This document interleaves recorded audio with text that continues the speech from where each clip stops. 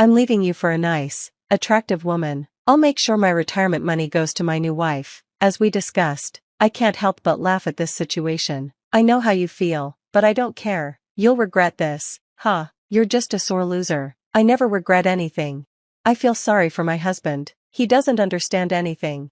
My name is Clara, and I'm 62 years old. I've been married to my husband Mike for almost 30 years. Our son, David, is 28 now and doing well in his job. Last year, he married a wonderful woman named Rachel, and they have a happy family. The time has come. My job as a mother is done, and Mike is retiring soon. We'll be able to spend our days slowly as a couple. I've been thinking a lot about the past. Mike and I have had our arguments, but we've made it this far. I was even thinking about how to celebrate his retirement. But then, something unexpected happened. Mike asked me for a divorce. What? Mike said this while we were eating dinner. I'm tired of you. Did I hear that right? Maybe my hearing is getting worse with age. Sorry, what did you say? I said, I want a divorce. I want to end this marriage. This time, I heard him loud and clear. He really wanted to end our marriage, and I didn't understand why. Wait, hold on, what do you mean? You want a divorce all of a sudden? It's not sudden. I've made up my mind a while ago. I'm leaving you before I retire. Why? I'm just tired of you. What? You're tired of me? It can't be helped. I'm tired of you. Wait, hold on, please explain. Shut up, you're always bothering me. I'm retiring in 3 months, so pack your things and leave before then. This is too much, I can't deal with it. I tried to resist, but he wasn't listening. He pushed the divorce papers in front of me. I had no idea when he had prepared them. He had kept them in a drawer. I thought we would grow old together, but now everything had changed so suddenly, and I didn't know what to say. I don't love you anymore. I don't want to live with an old, wrinkled woman every day. Oh my God, that's horrible. That's how he really felt? I don't have romantic feelings for Mike anymore either, but after all these years, I still love him. How could he say something so cruel to me? I've always been a housewife. I had no skills to survive on my own, so if Mike left, I had nowhere to go. Mike didn't care. He finished signing his part of the divorce papers and left them in front of me. Then he walked out of the house. Mike had always been a bit of a distant husband. He never helped much with chores or said anything kind, but that was normal for people of our generation. He used to tell me, when you get married, you join the family and support it. I'll take care of you and this house. I had planned so many things for retirement, like traveling with Mike, but now he was asking for a divorce. I felt like I was being left alone in the dark. After a while, I became angry at him for divorcing me over something so selfish. Even if we get a divorce, I wanted to have a proper conversation about it and understand his reasons. Mike didn't come home that night, and I couldn't sleep. The next day, he came back in the morning. I tried talking to him, but he went straight to his room, saying he was tired and didn't want to talk. What's wrong with him?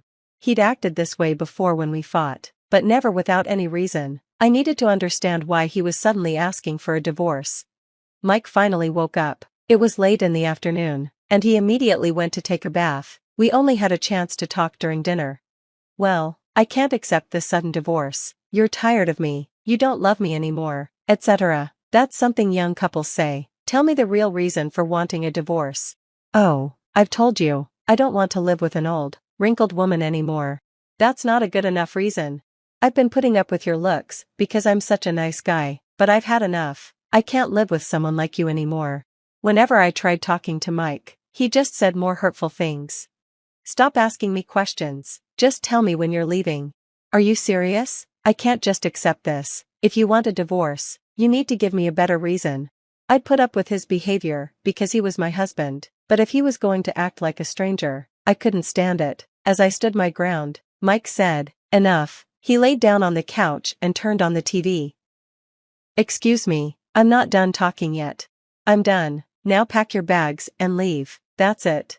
After that, Mike stopped talking to me. He ignored everything I said and started walking away when I stood in front of him. He even stopped eating the meals I made and started getting food from convenience stores or eating out. I tried changing the day and talking to him, but he refused to listen. When Mike would come home from work and see me, he would just say, "And then?" and spend the rest of the day acting like I wasn't there. I wondered if there was any way to fix this. While I was thinking about it, I got a call from my son. "Hi, Mom, I'm planning to celebrate your birthday with Selena. I'm thinking of going out for sushi with the four of us, including Dad. How's that sound? I started crying when I heard Sam's voice. It felt like the tension broke. Sam was really surprised when I suddenly started crying. Mom, what's wrong? What happened? I told him that his father wanted a divorce. It didn't make any sense, but I needed to talk about it. Now, he's treating me like I don't exist and ignoring me. Huh? What do you mean? Sam asked, his voice quiet but angry. I'm going over there to talk to Dad for a minute. He came to our house that night. Dad, what is going on? Mike was shocked by Sam's sudden visit. What happened? Why are you here all of a sudden? I heard everything from Mom. Why do you want a divorce? We don't understand any of the reasons. When Sam said this, Mike just stared at me. You're the one who told Sam? You coward. It's been so long since we've talked face to face because you've been ignoring me, right? If you'd just talked to me, we would have worked things out. Dad, I don't agree with you. I don't understand why you want a divorce. Please, just talk about it. Thanks to Sam, Mike finally sat down to talk, but Mike still wouldn't give a real reason. I'm just tired of it, that's all. I started getting angry with Mike for saying that, especially in front of Sam. Sam was getting upset too. You don't even care about the time we spent as a family. Remember when Sam was a kid? We used to travel together, didn't we? When I said that, Mike fell silent. I added, look, we have pictures of our family in this album. I showed him the photo album on the shelf, hoping it would remind him of the happy times we had as a family. Mike put the album away. Enough, I won't change my mind. I'm divorcing you. I don't care if I never see Sam again. That statement shocked me. I didn't think we could have a serious conversation anymore. Alright, then let's separate for now. Huh? What do you mean, separate? You want a divorce right now? I'm telling you, I can't get a divorce right now. When we do divorce, I'll get half of the retirement money. Why? That's crazy. I've been with you for 30 years. I deserve that. You have to pay because you're asking for a divorce in such a selfish way, Sam said, so Mike reluctantly agreed. He probably thought I wouldn't sign the divorce papers unless he agreed to that. Anyway, we ended up separated, and Sam said, come to our house. Lena agreed. He doesn't do any chores, so he can't live alone. If you stay away for a while, he'll realize how much he took you for granted. Thank you, Sam. I'm really glad you came today. Mike left the house looking upset, and I packed my bags and left with Sam. Hi, Clara. It's been a while. I'm sorry, Lena. I didn't mean to trouble you. Please don't take it that way. It's no trouble at all. Don't worry. Stay as long as you need. Lena is a wonderful wife. Recently, life with Mike had been miserable, so spending time with my kind son and his wife was peaceful, comfortable, and happy, like heaven. Why were you so reluctant to divorce? I had a feeling there were other reasons behind his actions, so I was planning to investigate, but I needed money for that, so I started working a while ago. I see. I would have paid for the investigation. That's not how it works. I didn't want to burden you with my parents' selfishness. Plus, even if we divorce, it would be better to have a proper job. Since Mike started treating me like air, I've been thinking about what I'd do after he left me. I used to have a bookkeeping license when I was younger, so I looked for part-time work. I found a company looking for someone, and they liked my experience. I had worked in the same field for 12 years, so they hired me. Now, all I need to do is investigate Mike and find a place to live alone. That's my mom, but you don't need to find a place to live by yourself. What? When Lena and I heard about your divorce, we both agreed that we'd live with you. So, if you want, we could all live together. It would be great if you stayed with us. Lena rubbed her belly as she said this. What? No way. My son and his wife smiled happily. I was shocked to find out that Lena was pregnant. I was actually going to tell you on your birthday. I was thrilled to hear about the arrival of my grandchild. Then I had to end things with Mike as soon as possible. I hired a detective agency to investigate. I received the results in about a week. I was surprised how fast the investigation went, but there was solid proof of Mike's affair. He had gone to a hotel with a young woman, brought her to his house, and didn't come out until morning. Apparently, our separation had made him careless, and he was seeing someone else. I went to see Mike with the proof. What the hell? What are you doing here? I'm ready for the divorce, I said. Mike looked relieved when I said that. Finally, he handed me the divorce papers with a smile. Oh, by the way, I'm telling you, I'm not giving you half of my retirement money. I knew it. You're going to give it to the young woman, right? What? Mike seemed confused for a moment. Oh, yeah, let's go to a hostess bar, that's fine, you don't have to hide it. I know everything, I said, showing the photo of the affair as proof. What's this? I asked. I hired a professional. You're having an affair, that's why you wanted the divorce. Mike was shocked, but then he turned it around. Yeah, that's right. I'm leaving you to be with a beautiful, younger woman, and I'll give her a share of the retirement money. I can't help but laugh. I said, I know how you feel, but I'm sure you'll regret it. Oh, you're just a sore loser. I never regret anything. I felt sorry for Mike. He didn't understand anything. I started filling out the divorce papers. Ah, it's so nice to finally be free from someone like you. My new wife is in her 30s, but she likes older men. She thinks I have the confidence of someone mature and experienced. You know what I mean. I'm attractive. I filled out the divorce papers, thinking this in my mind. I resubmitted them and then headed for the front door. Mike was on the phone with his affair partner, looking very happy. Sam and Lena were waiting for me in the car outside. They thanked me kindly for everything I'd done. Then I went straight to the city office to submit the divorce papers. After 30 years of marriage, my divorce from Mike was finally finalized. But this wasn't the end. My revenge had just begun. First, through my lawyer, I demanded half of the retirement money and alimony as part of the property division. I also sent a certified letter to Mike's workplace. His retirement was coming up soon. According to my lawyer, Mike was furious because his co-workers were cold toward him. All thanks to me, his retirement celebration ended up being a very small, simple affair. Mike had always refused to give me the retirement payment, but when I threatened to go to court, he became upset. In the end, he paid me the full amount of the retirement payment and compensation all at once. That was settled, but Mike had more problems coming his way. A few months later, Sam got a call from Mike. He'd tried to marry his affair partner, but just before the wedding, she ran away. To make matters worse, she wanted to open a restaurant, a dream she'd had for years, and asked Mike to use his retirement money for it. Mike planned to pay her when he got his retirement money, but he had to borrow money because the property she wanted to rent was in high demand. She told him to sign the contract immediately. A few days later, after he got his retirement payment, Mike tried to withdraw the money to pay off the loan, but his retirement money had already been taken. The property his affair partner wanted to rent still had a tenant wanted sign on it. Mike had been scammed. The police were notified, but months passed, and nothing happened. It's unfortunate, but in the end, it was Mike's fault for having an affair. I don't feel sorry for him. Now, I'll continue to work hard at my current job and focus on living my life. I'll take care of my son, Lena, and my grandchildren in the future. It would have been so much better for Mike if he hadn't had the affair. He could have retired properly, received all the benefits, and lived a comfortable retirement life, but he was such a foolish husband. I believe it's better for me to be with my son's family than to spend my life with a man like Mike. I hope I'll be able to live a peaceful and comfortable retirement life. Thank you for watching until the end. Please subscribe to our channel. See you in the next video. I urgently called Edward, explaining that our parents were gravely ill and that he needed to return home immediately. Despite my heartfelt pleas, he dismissed my concerns coldly, insisting he was too tied up with a work trip and accusing me of overreacting. He abruptly ended the call, ignoring my attempts to keep him on the line. For weeks later, when Edward finally returned home, indifferent and distant, I had the painful task of telling him that he had missed both of our parents' funerals.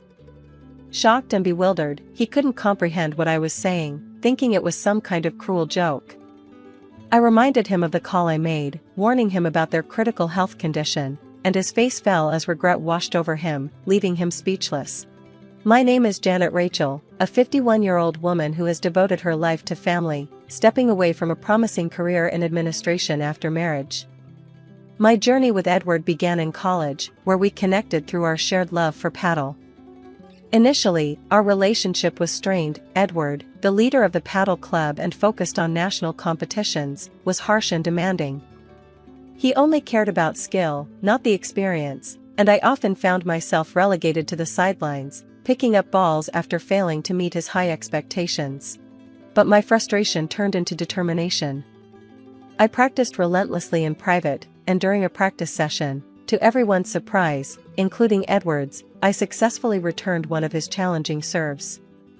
That moment earned his respect and admiration, and for the first time, our relationship shifted from animosity to a budding connection. From that point on, my feelings for Edward deepened, despite his continued strict demeanor. I found myself falling for him, and our bond grew stronger. During one of our monthly gatherings, after a social night, Edward unexpectedly confessed his feelings for me, admitting he had fallen in love. Surprised but elated, I eagerly accepted, and we decided to keep our relationship a secret from the club to avoid disrupting the team dynamics. I was so in love that the secrecy didn't matter. Being with Edward was all I wanted. Our relationship endured beyond college, and we married when I was 23. At Edward's suggestion, I left my job to commit to being by his side. I was completely captivated by him, imagining a bright future together. Now, 25 years later, our life has settled into a more predictable routine. The excitement of our early days has given way to a comfortable, familiar life. My attention to personal style has relaxed. Where once I meticulously chose outfits and applied makeup for every date, I now favor comfort and rarely wear makeup. As a homemaker who rarely interacts with anyone outside our home, I've embraced a natural look. Reflecting on these changes, I can't help but notice how much I've changed since my younger years. I've gained weight, and my appearance now mirrors the before photos seen in weight loss ads. This shift in how I look might be contributing to the more routine nature of our relationship, and I sense that Edward now sees me less as a passionate partner and more as a maternal figure. He even makes light-hearted comments, asking for coffee in a way that feels more like a caretaker's role than a wife's. This gradual transformation in our dynamic marks a significant evolution from those early days of love and ambition. Edward's parents live just a 20-minute walk away, and they have always been kind and supportive. In return, I visit them often, eager to help, especially as their health has been failing. My father-in-law is battling a serious illness, and the doctors have given him little hope. He expressed a wish to spend his remaining days at home, and we brought him home for palliative care. The strain has been heavy on my mother-in-law, who seems increasingly worn out by the burden of caring for him. As someone who doesn't work outside the home, I've tried to step in and support, but the toll of it all is beginning to weigh on me as well. I've been helping my mother-in-law nearly every day, yet it's clear that the full responsibility of caring for my father-in-law falls on her shoulders, and it's visibly taking a toll. One evening, she asked if I could stay the night to assist her, her voice filled with hope. I had to decline, though, because Edward, my husband, expects me to be home every night. My refusal left her disheartened, her disappointment clear. Edward has a commanding presence, and he's never been one to help with household chores. He expects dinner to be ready and the house in order when he returns, and leftovers are not an option. Any deviation from his expectations often leads to an intense reaction. One day, I arrived home late after helping my father-in-law, only to be met with Edward's anger. He prioritized his needs over his father's, and I remained silent, knowing that arguing would only make things worse. This dynamic has left me feeling trapped. As a homemaker, I feel guilty for not standing up to Edward or offering my mother-in-law the support she needs during this difficult time. Edward's behavior has been increasingly erratic. He often comes home late without notice, sometimes clearly intoxicated, and his excuse is always the same: he has the right to spend his money however he pleases. This pattern has left me feeling isolated, torn between my duties as a wife and my desire to support my in-laws. Despite my role at home, Edward's expectations have become harder to accept. His frequent nights out were beginning to concern me, not just for our family, but for the families of those he spent time with.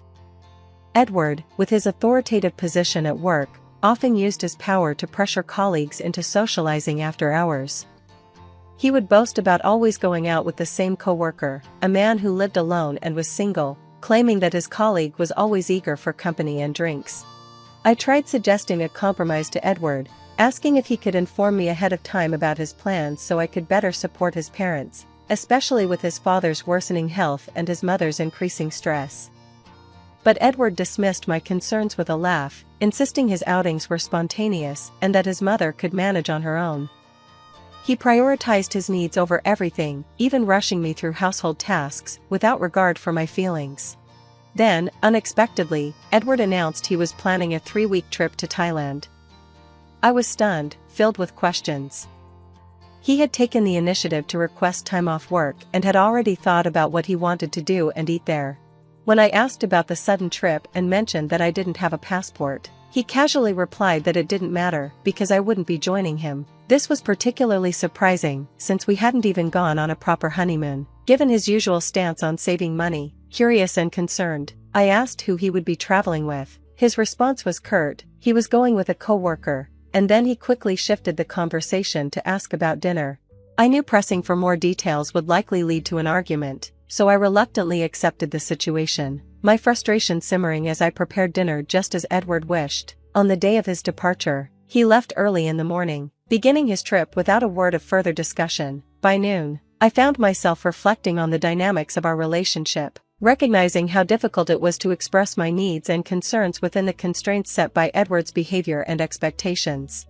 In a moment of urgency, I called Edward, only to be met with impatience. "What do you want? I'm about to board a plane," he snapped, irritation clear in his voice. I pleaded with him, explaining the dire state of his parents' health and urging him to reconsider his trip. But Edward dismissed me coldly, claiming he was on vacation and telling me to handle the situation myself. His lack of empathy stung as he hung up, leaving my calls unanswered thereafter. Murmuring a quiet promise of regret, I resigned myself to waiting for his return 3 weeks later. When Edward finally came back, he seemed unaffected by the events that had unfolded in his absence. I confronted him with the news of his parents' passing, and he reacted with disbelief, questioning me as if I were playing a cruel joke. I explained the heartbreaking details of how his parents had deteriorated and passed away despite my constant visits and care. Their sudden decline was something I couldn't prevent, and the guilt weighed heavily on me. My anger toward Edward grew, fueled by the memory of his parents' suffering and his complete disregard for their well-being. It was clear he had always placed his own desires above his family's needs, a fact that was impossible to ignore in the face of such tragedy. Confronting him, I accused him of prioritizing a leisure trip over the well-being of his parents. Edward's silence spoke volumes. He seemed unable to face the reality of his choices and the consequences they had brought. In that moment, my disappointment and frustration with him were overwhelming. His carefree demeanor after returning from his vacation stood in sharp contrast to the grim situation at home, underscoring the profound selfishness of his actions. My heart ached, not just for the loss of my in-laws, but also for the realization that the man I had hoped would stand by me in difficult times had chosen himself above all else. With a hint of sarcasm, I probed further, asking about his recent 4-week getaway, suggesting it might have been with a lover. Edward, seemingly defeated, admitted to his affair with Donna, a younger coworker who, in his words, brought him comfort like nothing I could. His confession revealed that his late nights weren't spent working late but with Donna, and he boasted about her qualities in comparison to mine, arrogantly undermining my worth. What came next was even more shocking. With his parents no longer around to object, Edward bluntly suggested a divorce, envisioning a future where he could live with Donna in our home, effectively telling me to leave. The proposal hit me like a blow to the chest. Having dedicated my life to being a homemaker at Edward's request, I had no income of my own and little confidence to start over. But the realization that he had chosen his mistress over attending to his ailing parents was the final straw. With firm resolve, I left him for good. I packed only the essentials and soon found refuge in a budget motel. A week into my new reality, Edward's call broke my peace. His voice was panicked over a missing checkbook. Unfazed, I informed him that the financial documents and accounts under his name were untouched at home, only the checkbook was missing. I had taken only what was mine, the savings I had built up over time and the gifts from my family, all safely tucked away in an account in my name. It wasn't part of our joint property, and I had no obligation to share it with him. Edward, however, was desperate. He had squandered his salary and bonus on his lavish trip and was now hoping to dip into my savings to cover his recklessness. For the first time, it became clear to me just how much Edward had taken my financial stability for granted. He expected me to clean up his mess, but I refused. I suggested he get an advance from his paycheck if he needed money that badly. It was his responsibility to face the consequences of his actions, not mine. As the conversation wore on, I couldn't help but fill him in on the harsh financial reality of his parents' situation. There would be no significant inheritance coming his way. His parents had lived off their pensions, and his father's healthcare costs had eaten through almost everything they had. I also warned him to vacate their rental apartment to avoid further costs. It was a reality check he clearly wasn't ready for, and he struggled to grasp it. With a newfound sense of independence, I told Edward he was on his own. I had no obligation to support him anymore. His reaction, full of disbelief and desperation, did nothing to sway me. His previous actions had already drained any sympathy I might have had for him. I couldn't help but laugh at his situation. After all, this mess was his own doing. His affair with Donna and the way he'd thrown me out of our home without considering the financial implications had brought him to this point. His concerns about his job and the potential fallout from his affair were of no concern to me. I made it clear that he and Donna were the architects of their downfall, and I had no pity for them. Edward continued to plead, acknowledging his mistakes, but I remained unmoved. I ended the call with a final warning of regret, and that was it. Any obligations I had to him were over. The divorce process began soon after. Edward was initially hesitant, mostly due to financial concerns and the fear of his actions becoming public, but eventually, he was convinced by legal counsel to proceed. The divorce marked the end of a chapter defined by his betrayal and financial mismanagement. Thanks to my lawyer's expertise, the division of assets was favorable for me. Edward, who had already wasted most of his savings, found himself in a precarious financial situation after the divorce. He struggled to make ends meet, even dealing with the fallout from having to clear out his parents' apartment and cover the rental costs. Donna, who had originally sought Edward for professional gain, quickly distanced herself when the affair became public. She saw no further use for him and moved on, leaving Edward even more isolated. After everything unraveled, Edward sought to reconnect with me indirectly through our lawyer. His attempts to win me back and request financial assistance were relayed to me with a hint of irony. The desperation in his voice as he begged for help only reinforced my decision to cut ties with him completely. His financial struggles and inability to manage his life after the divorce were a direct consequence of his own decisions. Meanwhile, I had begun to move forward. I decided to re-enter the workforce and landed a part-time job at a local convenience store. It was a brand new experience for me, and I found myself enjoying it far more than I expected. I quickly adapted to the physical demands, whether it was manning the register, managing inventory, or keeping the store tidy. The work was a welcome change, and my manager even mentioned that I might secure a permanent position. It was a small, but hopeful, step toward rebuilding my life. Looking back, I see this chapter not as a decline, but as a midpoint full of potential. The end of my marriage wasn't a setback, but a launchpad for new beginnings. As I navigate this next phase of life, I do so with a renewed sense of purpose and joy, eager to embrace whatever opportunities lie ahead.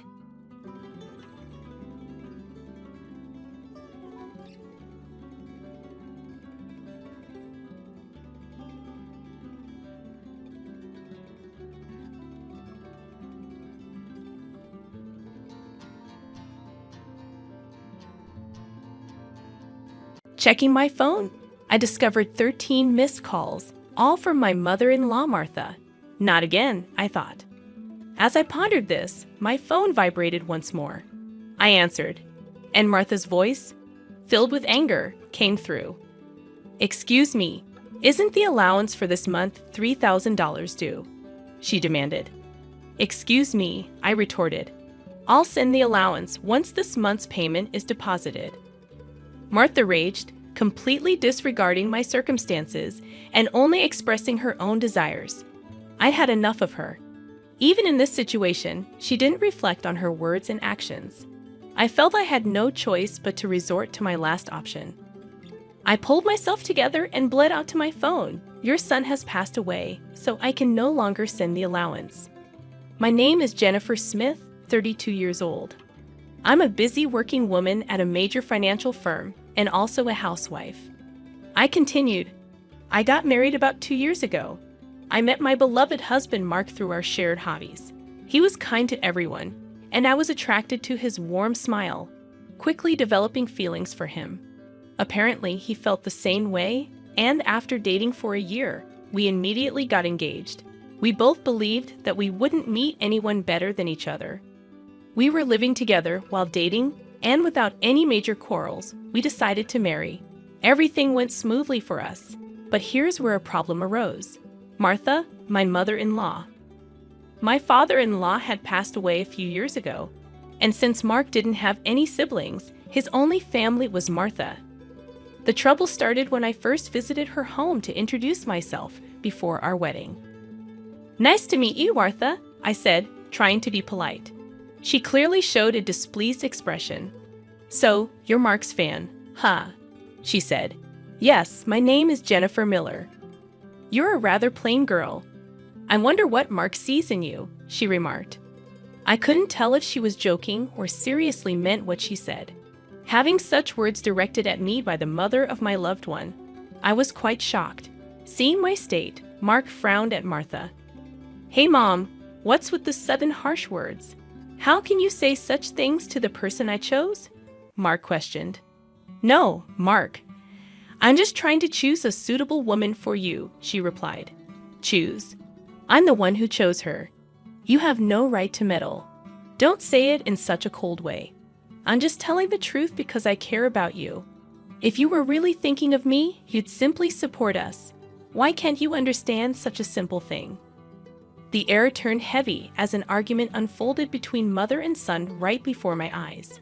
Given that this was my first meeting with Martha, I wasn't in a position to intervene. Although the atmosphere remained awkward, we ultimately managed to express our intent to marry. As we were leaving, Martha called out to Mark, sounding somewhat disgruntled. "Mark, can I have a word? You're going to keep that promise after you get married, right?" "What promise?" Mark inquired. "You know about the allowance or that?" "Yes, I'll be sure to take care of that. Can we not discuss it here, please?" Mark seemed uncomfortable, and the atmosphere between my husband and his mother was tense, thick with discomfort in the car on the way home. I approached Mark to address the lingering concern that had been bothering me. "Hey, Mark, about the conversation you had with your mom as we were leaving," I began. Mark sighed deeply and began to speak slowly. "Yeah, I should have told you about it, Jennifer. I heard something about an allowance after my dad passed away. I've been sending money to my mom every month." "How much?" I asked. $22,000. $2,000? I couldn't help but raise my voice in surprise. Mark continued, "Actually, my mom has a debt. She lost a lot of money at a casino a long time ago. She's still paying it off, and because her health isn't great these days, she spends a lot of time at home. But she still needs money to live on." $2,000? Isn't that a bit too much?" I questioned. "If I try to lower the amount, she keeps calling me over and over, and no matter what, a mother is still a mother. I worry about her living alone." I understood that Mark was devoted to his mother. However, 2 months after our wedding, during my lunch break one day, I received a phone call from Martha. When I answered, she began to speak in a cheerful tone. "Jennifer, long time no see. Can we chat for a bit?" I hesitated before replying, "Yes, what can I do for you?" "You could start sending me money," she said. I was so taken aback that I couldn't find the words to respond. However, Martha seemed excited to continue the conversation. "You mentioned before that you're working for a financial company, right? That means you have a good salary, doesn't it?" she inquired. "Well, not exactly," I replied, avoiding eye contact. "Are you lying to avoid giving me money?" Martha's tone turned accusatory. "That's not what I mean," I explained. "But Martha, you're still receiving financial support from Mark, aren't you?" In response to my question, Martha defiantly replied, "So what?" I stated what I felt. "Martha, receiving $2,000 in monthly support is a big deal, and yet you're asking for more, really?" Martha questioned, "If you were to send me an additional $1,000, I could avoid burdening Mark." Confused, I asked, "What do you mean by that?" Martha elaborated, "Well, I have Mark as a guarantor for my debts. If I fail to make payments, the debt collectors will go after him. Do you understand?" "But aren't you using part of Mark's $2,000 to pay back the debt?" I inquired. Martha admitted, "I'm short. I haven't told Mark, but I have a significant amount of debt." From Martha's tone, it was apparent that this was a fact even her husband was unaware of. Having children in the future would increase our expenses. Additionally, taking over Martha's debt was not an easy task. If Martha's payments fell behind and the debt fell onto Mark, the interest would likely have accumulated significantly by that time. If I refused to send money, it would eventually become a problem for my husband as well. It was better for Martha to pay off her debt now. Thinking along those lines, I reluctantly agreed to Martha's proposal. "All right, I'll start sending you money," I conceded. Martha seemed relieved, saying, "Really good, Jennifer. I knew you would say that. The total, with Mark's contribution, will be $3,000. But this means you can pay off your debt, right?" "Yes, of course. I should be able to pay it all off in about a year," Martha assured. I pressed, "You promise, right? You'll make sure to pay off all your debts." Martha agreed, and I said, "I get it, so I'll be expecting it from this month onwards." She ended the call abruptly. Physical exhaustion from work, combined with this emotional burden, only added to my stress. $1,000 a month was going to be rough, but it was also to prevent future problems for us. After all, if Martha couldn't make a living, it would upset Mark as well. That night, I promptly reported the matter to my husband. He listened attentively and said I didn't have to do this, but I had already given my word to Martha, and it was a decision made for our future well-being. Mark expressed his gratitude and understanding, even as he maintained a sorry expression throughout. Time flew by, and 2 years had passed since then. The financial aid we thought would end in a year was still ongoing, and even now, we were transferring $3,000 every month to Martha. What's more, about 2 months ago, Mark fell ill and has been unable to go to work. He's on sick leave, so he's receiving disability benefits, but it's a mere pittance compared to his previous salary. Last month, I managed to transfer $3,000 to Martha from my savings, but it would be very challenging if this situation continues. Unbelievably, Martha has not once come to visit her sick son. We have told her about his hospitalization, but she doesn't show up to see him and only contacts me to ask, "You're still sending the money, right?" I was so angry that I decided to confront Mark about the issue. "Mark, don't you think it's wrong that Martha is only concerned about money, even though you're in such a state? We need to think seriously about what to do going forward," I said. Mark agreed, saying, "Yeah, I've been thinking the same thing. I don't want to put more strain on you, Jennifer. This month, too, she's been bombarding me with calls and messages, asking if we sent the money yet. Are you serious? How can she only think about money when her own son is sick?" Mark showed his anger at his mother, his face slightly tense.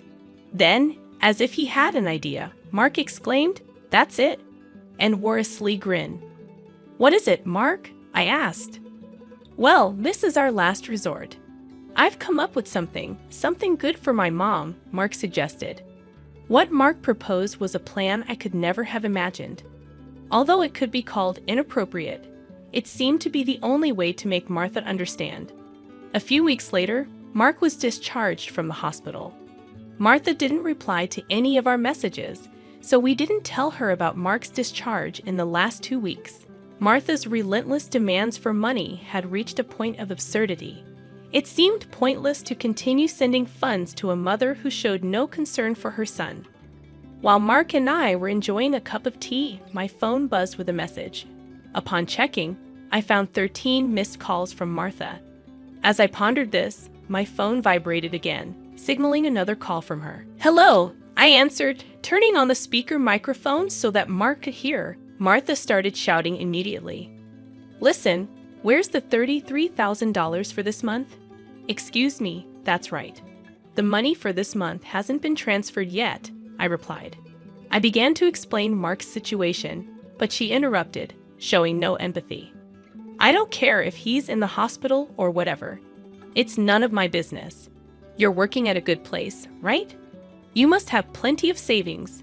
Hurry up and transfer it here," Martha shouted angrily. Incredibly, she went on to say something outrageous. "Listen, since you married Mark, if he can't pay, you have to pay me. Understand? If you refuse, I'll make you the guarantor. Got it?" At that moment, something inside me snapped. She was openly displaying her desires without considering our situation at all. I had reached my breaking point. I firmly declare into my smartphone, Mark has passed away. I can't send you any more money. At these words, Martha blurted out, baffled, "What?" Yes, this was the last resort that my husband suggested, to lie to Martha about Mark's death and observe her reaction. If she showed any sign of sadness, if she reflected on her behavior and apologized, we would continue to support her financially. But if she didn't reflect, if she demanded money, we would cut ties completely. Deep down, I thought that even a money-grubbing woman like Martha would deeply reflect on her actions if she were told that her own son had died. However, the very next moment, Martha burst into loud laughter. "Yay, what's so funny?" I asked. "Well, isn't it obvious? If Mark is dead, that means his inheritance will be distributed to me too. Excuse me, I've been looking into it since I heard that Mark was sick. Listen here, 2/3 of Mark's assets are yours, but 1/3 is mine." I was at a loss for words. I never thought that when she first heard her son was sick, she wouldn't look into treatment, but rather into how the inheritance would be divided. My anger surpassed. I was simply dumbfounded, and my husband appeared to feel the same way. As our eyes met, he slowly nodded, signaling to continue with the plan. I once again addressed Martha in a strong tone. "Martha, did you hear what I said? Mark is dead." "I heard. What about it? Aren't you sad your own son passed away before you?" She callously responded. "You just make sure to send me. I won't let you get away with not doing it," I exclaimed. However, with a click, the phone line was abruptly cut off, and a dial tone echoed. Glancing at my husband, I saw that he was visibly shaking with a face red with anger. "Mark, are you okay?" I asked. My husband looked into my eyes and said, "I'm cutting ties with her. She'll likely come here eventually, demanding my money. Let's wait until then, okay?" "But are you really okay with this? Cutting off ties just like that?" I inquired. "Yeah, I have no regrets." "After that call, she's no mother," my husband replied, his eyes filled with hatred, and I felt the same way. A person who only thinks about money over her own son's life is not family to me. A few days later, as we expected, Martha came to our house. For the time being, I decided to hide my husband in the next room and deal with Martha myself. She approached me with a face like a demon. "Hey, give me Mark's inheritance right now," she demanded again. "With that, anything else to say? He's already dead, isn't he?" "It's pointless to say anything now," I retorted. "Yet you never even visited him. What are you saying? Are you really his mother? You're so annoying. Give me the inheritance right away. I don't mind dating a lawyer," Martha persisted. Speaking more would be a waste of time, I thought. Just as I thought that, my husband emerged from the next room. Seeing him, Martha let out a startled gasp, as if she had seen a ghost. "Mama." Mark said, "YW dead? Long time no, Mom, sorry, but the news about my death was a lie," Mark explained. "A lie? How could you be so disrespectful?" Martha responded. "I wanted to confirm your true nature, Mom. I was curious about how you'd handle the allowance if your son died. But you turned out to be a gold digger, just as I suspected." "I got that perfectly," I added. "What? How dare you call your mother a gold digger?" Martha protested. "Silence. I'm cutting ties with a toxic parent like you," Mark shouted. Martha's mouth was agape at my husband's angry shouts. She could not come to terms with the fact that her own son was severing ties with her. "What? What does this mean, Mark?" she stammered. "It means exactly what I said. I can't consider someone like you as my mother. No way." "What about the allowance?" Martha asked, panicked. "Do you really think I would? You're on your own with the debts. We're moving," Mark said firmly. "Wait, please. If you do that, what about my living expenses?" Martha tearfully pleaded, reaching out to my husband. He forcefully shook off her hand, looked at her coldly, and said, "I don't care about your living expenses. You have been living off us without even a single apology. I really understand your despicable nature now. Don't you dare show up in front of us again." "No, wait, Mark. Martha called out as my husband grabbed her arm and dragged her to the front door. He threw her shoes and bag outside and chased Martha out of the house. She made a fuss outside for a while but disappeared after a bit, perhaps unable to withstand the eyes of the neighbors. She tried contacting us multiple times, but we ignored all of her attempts. We set Martha's number to be automatically rejected, and we finished moving. Regarding the matter of co-signing for the debts, it became invalid since Martha had made Mark the co-signer without his consent, and therefore he was not responsible. Without the allowance from us, Martha seems to be leading a miserable life. It's only natural, as she had been using the allowance for her gambling habits instead of paying off her debts. She still has a mountain of debts and is chased by debt collectors every day. She can't gamble anymore and seems to be working from dawn to dusk. For the foreseeable future, it's unlikely that she will be able to pay off her debts completely. She will have to keep working until she is unable to move. This is entirely her own doing. As for us, we are spending fulfilling days in our new home. My husband's condition has stabilized, and he has returned to work. After some time, there's a new life growing in my belly. We're going to have an additional member in our family next year. From now on, we want to spend happy days as a family of 3.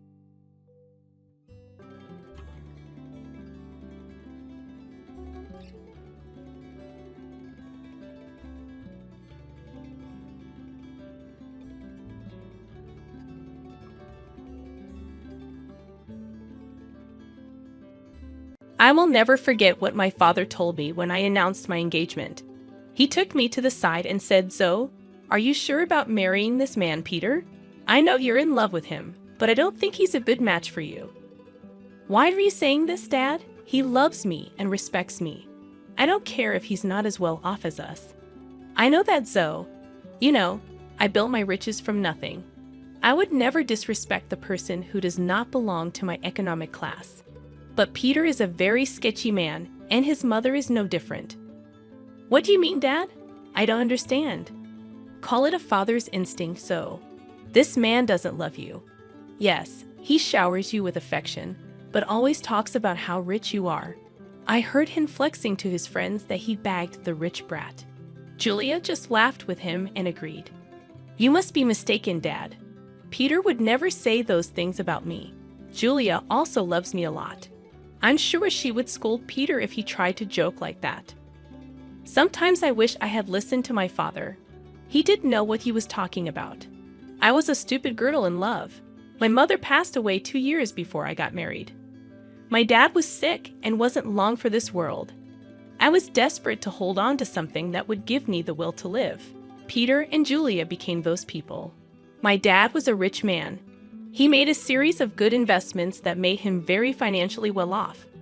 I worked hard at my job and got a moderate salary as well. All in all, we were pretty comfortable in life. My husband Peter and his mom Julia weren't that well off. Yes, Peter did earn more than me, but he came from a very humble background. His field wasn't good enough to make him a millionaire. Peter did hold some resentment towards it. He and Julia liked sophisticated and expensive things. He often complained about not having enough money. I was always glad to help them out with the little allowance my dad gave me. I even let Peter and Julia move into my house after marriage, but neither Peter nor Julia were happy with my house. They said, "It's such a shame that you live in a small house. Your dad literally lives in a mansion. How come you bought such a small townhouse?" "I don't earn a lot, Peter. Dad lives in a mansion because he has lots of money. I'm a simple office employee earning a moderate salary. This house was difficult for me to buy as well. Dad helped me out with the down payment." "Well, if he helped you out, he should have got you a better place. I'm sure your mom had left him something to give you when you became older." "I'm not entitled to anything, Julia.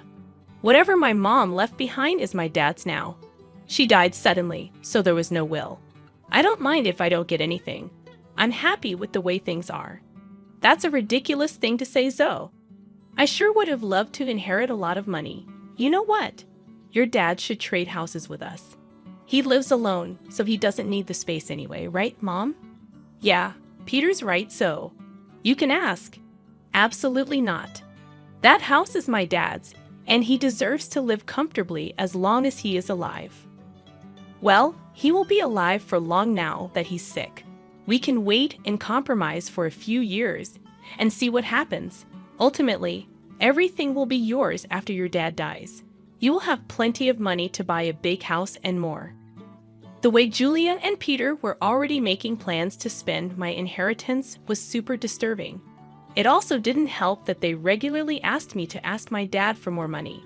It's not like we were hurting for cash. Peter and Julia simply wanted the millionaire life, even if they weren't one. Honestly, I was getting tired of their behavior. However, the real drama happened after my father passed away. My dad's cancer took him away from me. Pretty soon, I was devastated but got little support from Peter or Julia. They were only concerned about the date of the will reading and didn't even help with the funeral. Hell, they refused to attend the funeral because my dad was no one to them. I was heartbroken and furious at that point. My dad's words kept coming back to me. I was getting suspicious of them and started to have doubts about their intentions. I was afraid that they were really after my inheritance money. They were not allowed to be in the reading of the will. Peter and Julia said, "Why the hell are we not allowed to read the will? This is ridiculous. Lawrence was my own father-in-law." Yes, this is ridiculous. We are family and should be present for this event. We have the right to know what Lawrence left in the will. At least my son should be allowed to be there. Your son is not in the will, Julia, so he cannot read the will. Why are you two so obsessed with inheritance? You didn't even come to the funeral. It was funny how my dad was suddenly family when it came to getting an inheritance. I was pretty annoyed at Julia and Peter. What was worse was that they started to hound me as soon as I got back from reading the will. They were not allowed to see the will. I had a hard time dealing with the grief of losing my father, but I got no words of support or sympathy from them. They simply wanted to know about my inheritance.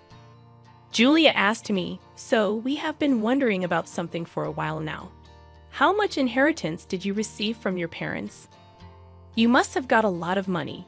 How much money did you get?" My parents unfortunately didn't leave me any money in my inheritance, so I received zero. What?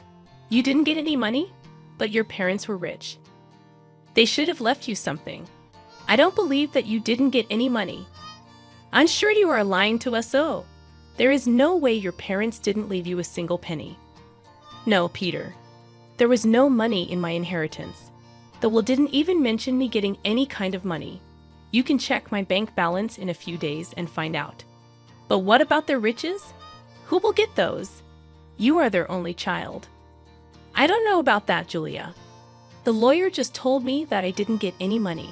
It's fine by me. It was my parents' money, and it's up to them who they would give it to. That is ridiculous. You need to fight for the money. It should be yours. There is no money, Peter. They didn't have much money in the end. Whatever was left was given to charity. They have been planning this for a while now. Julia and Peter looked very pissed by what I said. I had no idea why they were being this weird about my inheritance. I almost told them the full details, but something stopped me from doing it. There was this creeping doubt in my mind that my husband and mother-in-law were up to something. I waited for them to digest the news. When Julia and Peter kept pressuring me for more information, I put my foot down. I told them firmly that I didn't get any money and even offered to show them my account in a few days. Well, a month passed and nothing showed up. In the meantime, Peter grew very restless and stopped being affectionate with me. He was always checking my account and constantly hounding me for information on my inheritance. I was starting to see where this was going. Finally, one day, I decided to put an end to it. I showed them my bank statements and said, "See, I told you that I didn't receive anything. I'm not hiding any secret inheritance money from you. Do you believe me now?" Wow, our years of hard work just went down the drain then. So his parents weren't rich, and she didn't even get $100 in the will. This is ridiculous. I can't believe this. I can't believe this either, Mom. I stayed in this marriage for nothing. I married Zoe for nothing. It was all a waste of time. What the hell does that mean, Peter? Why are you talking like this?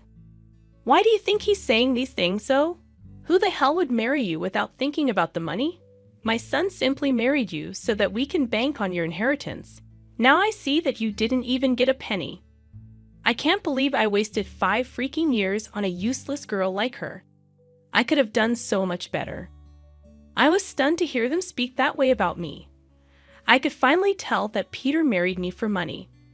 My parents were right about him and his mom. They were freaking gold diggers. I was so freaking done with my husband and mother-in-law. I was breaking inside, but what they said next turned me into stone. Julia looked at Peter solemnly and said, "What is done, Peter. But now it's time for you to divorce Zoe.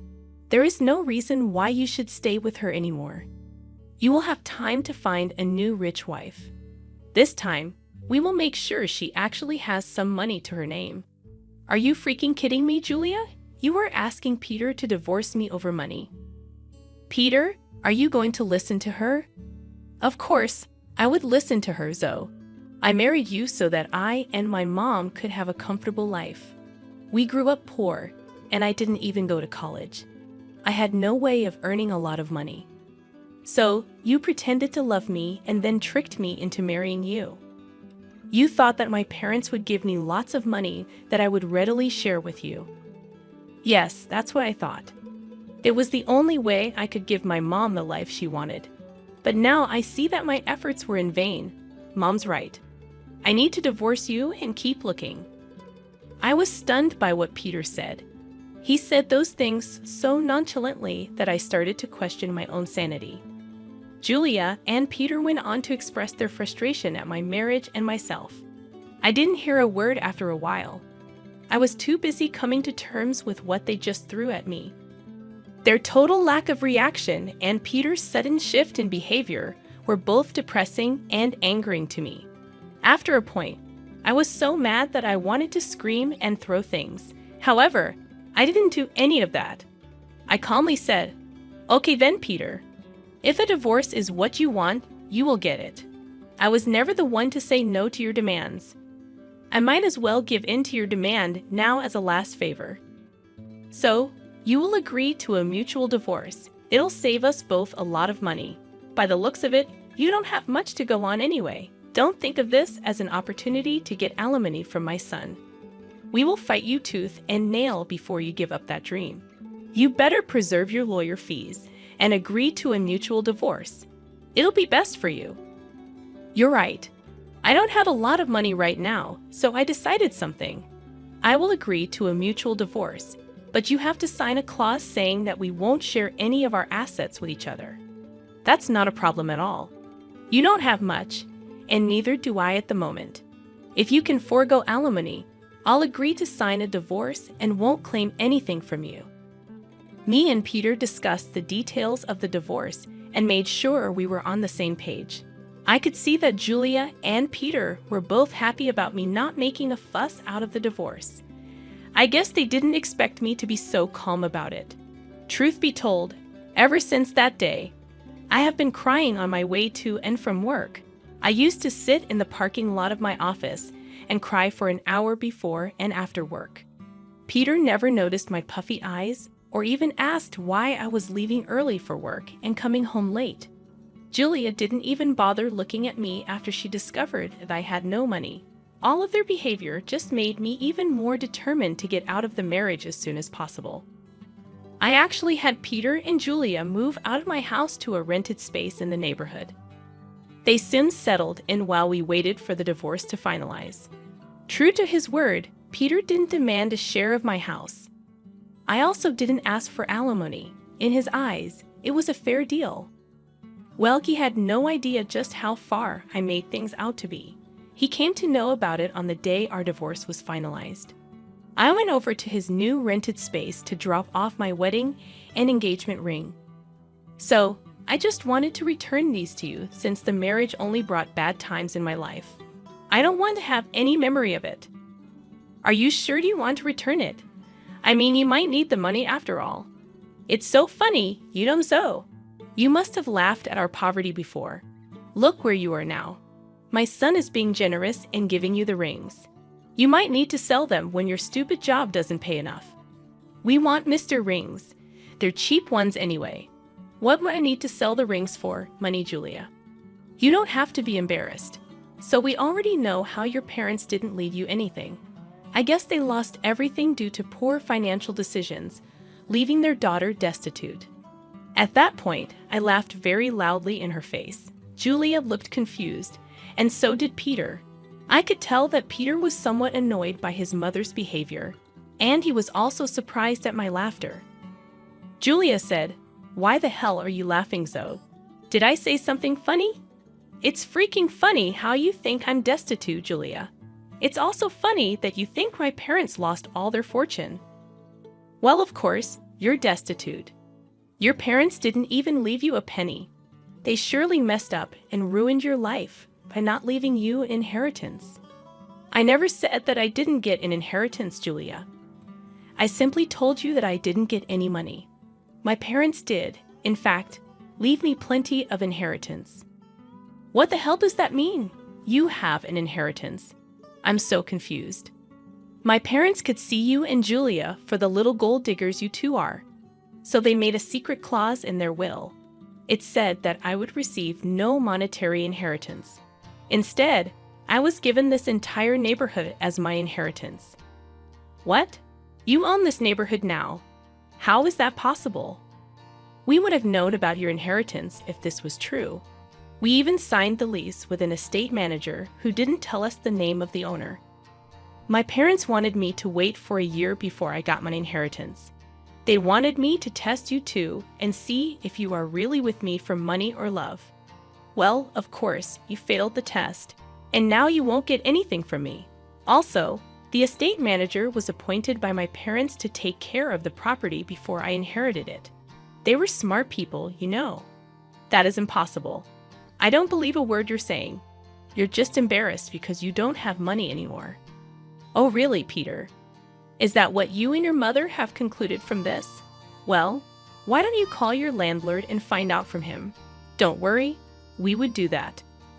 Then everyone will see just what a big liar you are." Julia and Peter called their landlord and asked about what I said. Since their landlord was the estate manager, he told them everything. Julia and Peter were stunned. They looked really panicked. After cutting the call, they said, "You lied to us. You tricked us into thinking that you don't have anything, but you own the entire housing society now. How dare you trick us so? You wanted all your riches to yourself, so you tricked Peter into divorcing you and made him sign papers that he wouldn't claim anything from you." I laughed at their audacity to turn this one on me. It was finally dawning on them that they had messed up royally, and now it was time for some sweet karma. I said, "It's funny you accused me of tricking you too, Peter. You tricked me into marrying you by telling me that you love me. Julia, you helped your son in this plan, and you were the one to tell him to divorce me. If anyone here was being a scammer, it was you two. As for my inheritance, you asked me how much money I got, and I answered truthfully. This was all a misunderstanding. So, what happened is in the past. Why don't we just try again in the new light? We did spend 4 years together. It would be a shame to throw it away. So now you want me back in your life. Funny how you were desperate to start afresh with a new girl. I hear that you are already seeing someone rich. Don't worry, I'll inform her about what a snake you are." Peter and Julia started to beg me not to mess up this new relationship. Peter told me that since I wasn't ready to give him another chance, I shouldn't mess up his future. I told him to freak off. Also, I informed them that I will kick them out once the property is transferred to my name. They panicked at that and started to beg me even more. In the weeks that followed, Julia and Peter showed up at my house to beg me to forgive them. Peter and Julia already have an eviction on their record, so it is unlikely anyone would give them rent. The only reason they were staying on my property was that I asked the estate manager to allow it. I also called Peter's new victim and told her everything. She was horrified by what Peter and Julia did and broke up with him instantly. She even showed me the texts. After this fiasco, Peter and Julia beat down my daughter, called me names.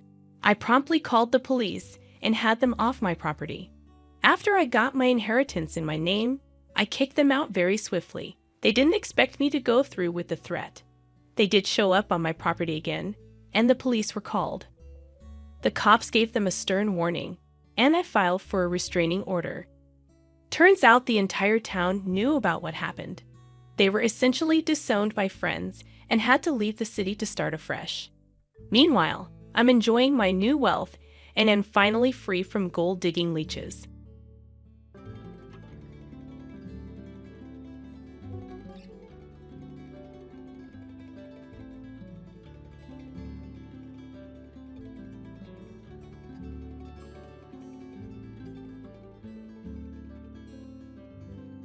Why does this unattractive girl still reside in her parents' house? It's quite bothersome. Could you kindly vacate the premises immediately? You clearly don't belong here. Pack your things and return to your parents' house. About a month after my husband passed away, I found myself living with and caring for my mother-in-law. These harsh words were directed at me by two individuals. Did I do something wrong? I've been contributing by paying $3,000 a month for rent. However, if they view me as a nuisance, I'll leave the house as they wish. A month later, an apology came from my mother-in-law, tears streaming down her face. But apologies alone won't resolve the issue. I decided to share a surprising fact with her. It had been a year since I married her son, and we have been living in their house. My husband and I share the love for camping and outdoor activities, quickly bonding and leading to our marriage.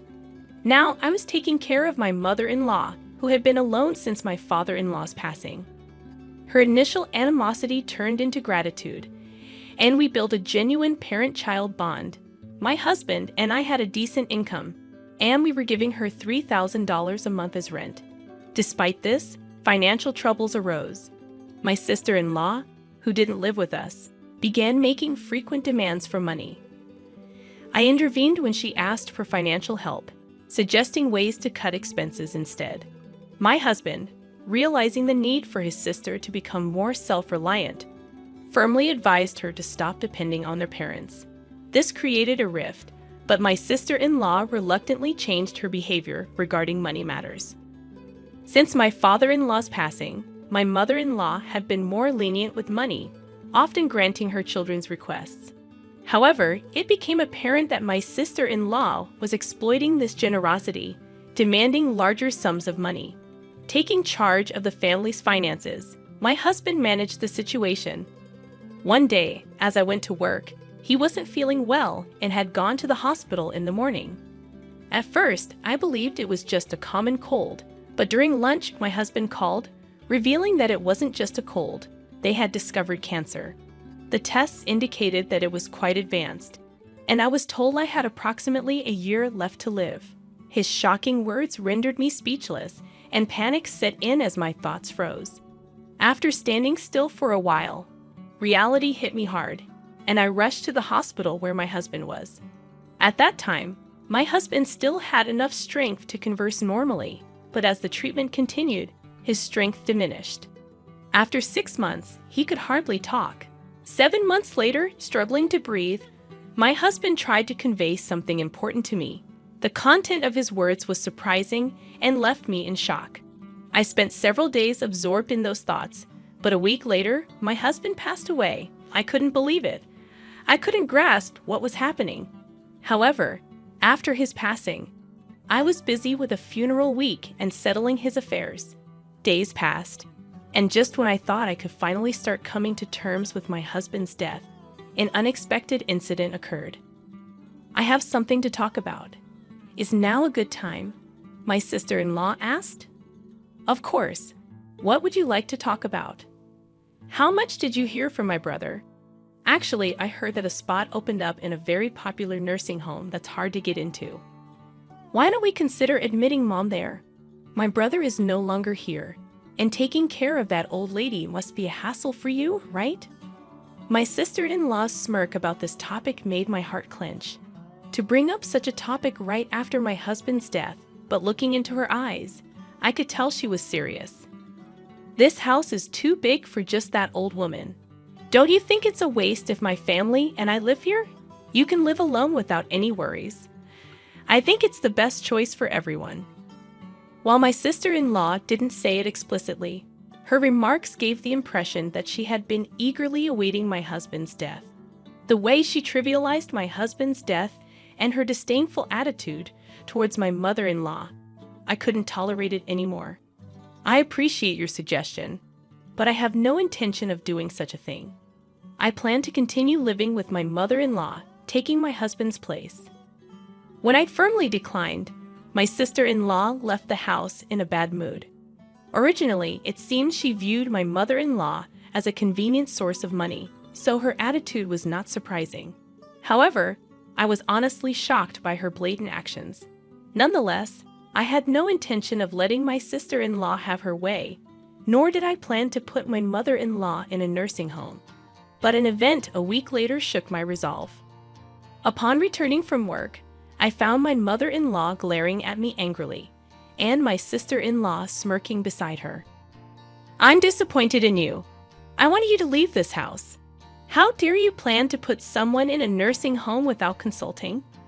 What are you trying to do, take over the house?" "No, that's not my intention." "What do you mean? Why don't you just be honest? It was your proposal, wasn't it? You said to put Mom in a nursing home and sell this family home, and suggested we split the sale proceeds, didn't you?" "I never said such a thing." Shocked by this unexpected betrayal, I struggled to speak, but managed to express my thoughts. I was genuinely taken aback, completely unprepared for such forceful tactics just because things weren't going her way. The pain and sadness enveloped me as my mother-in-law looked down on me as if I were worthless. "I don't consider you family anymore. Please leave this house right now," she shouted at me with rage on her face. It seemed my mother-in-law had no intention of listening to me. "Understood. If that's what you want, I'll leave as you wish," I responded. Perhaps my sister-in-law had influenced her, but this was a clear betrayal for me, as I had decided to continue caring for my mother-in-law in place of my husband. I quickly packed my things and decided to return to my parents' home. I needed to find a new place to live and had a lot to do, but being kicked out by my mother-in-law deeply hurt me, so I decided to rest at my parents' home for a while. About a month later, my sister-in-law accused me of withdrawing money from our parents' account without permission. "Is that you? You withdrew money from our parents' account without permission, didn't you? Why is there not a single dollar left in the account? Don't say such ridiculous things. Are you calling me a thief now? Pretending you don't know. If you keep doing this, I'll get the police involved. Come to our parents' house right now." After saying this, my sister-in-law abruptly hung up the phone. Caught in someone's conspiracy and now being accused of theft, I had had enough. I had anticipated issues with the mortgage of the family home. There must still be several years of mortgage payments left unpaid. Honestly, I didn't have the time or energy to deal with my sister-in-law. I wanted to cut ties, but I had reasons why I couldn't. There was still a truth I had to reveal. With a heavy heart, I immediately headed to my in-laws' home. Just like the day I left, my mother-in-law glared at me, and my sister-in-law was there too, giving me the same look. Did he steal money from the house or withdraw it from the account? I don't know, but give it back quickly. You both were working, right? So, there must be a significant balance, right? What are you talking about? There's nothing left of my father-in-law's inheritance. We've been covering all the living expenses and rent. Do you think the inheritance would cover everything? What, really? My words left my sister-in-law looking at my mother-in-law in surprise. It was clear that there was an understanding between the two. My mother-in-law knew that we had been financially supporting the family home, but she probably thought that my father-in-law's inheritance was sufficient for a while. However, the actual situation was quite different. Maybe in this situation, isn't my mother-in-law the victim? Mother-in-law, it was your daughter who was misusing father-in-law's inheritance, wasn't it? At that moment, my mother-in-law's expression changed dramatically.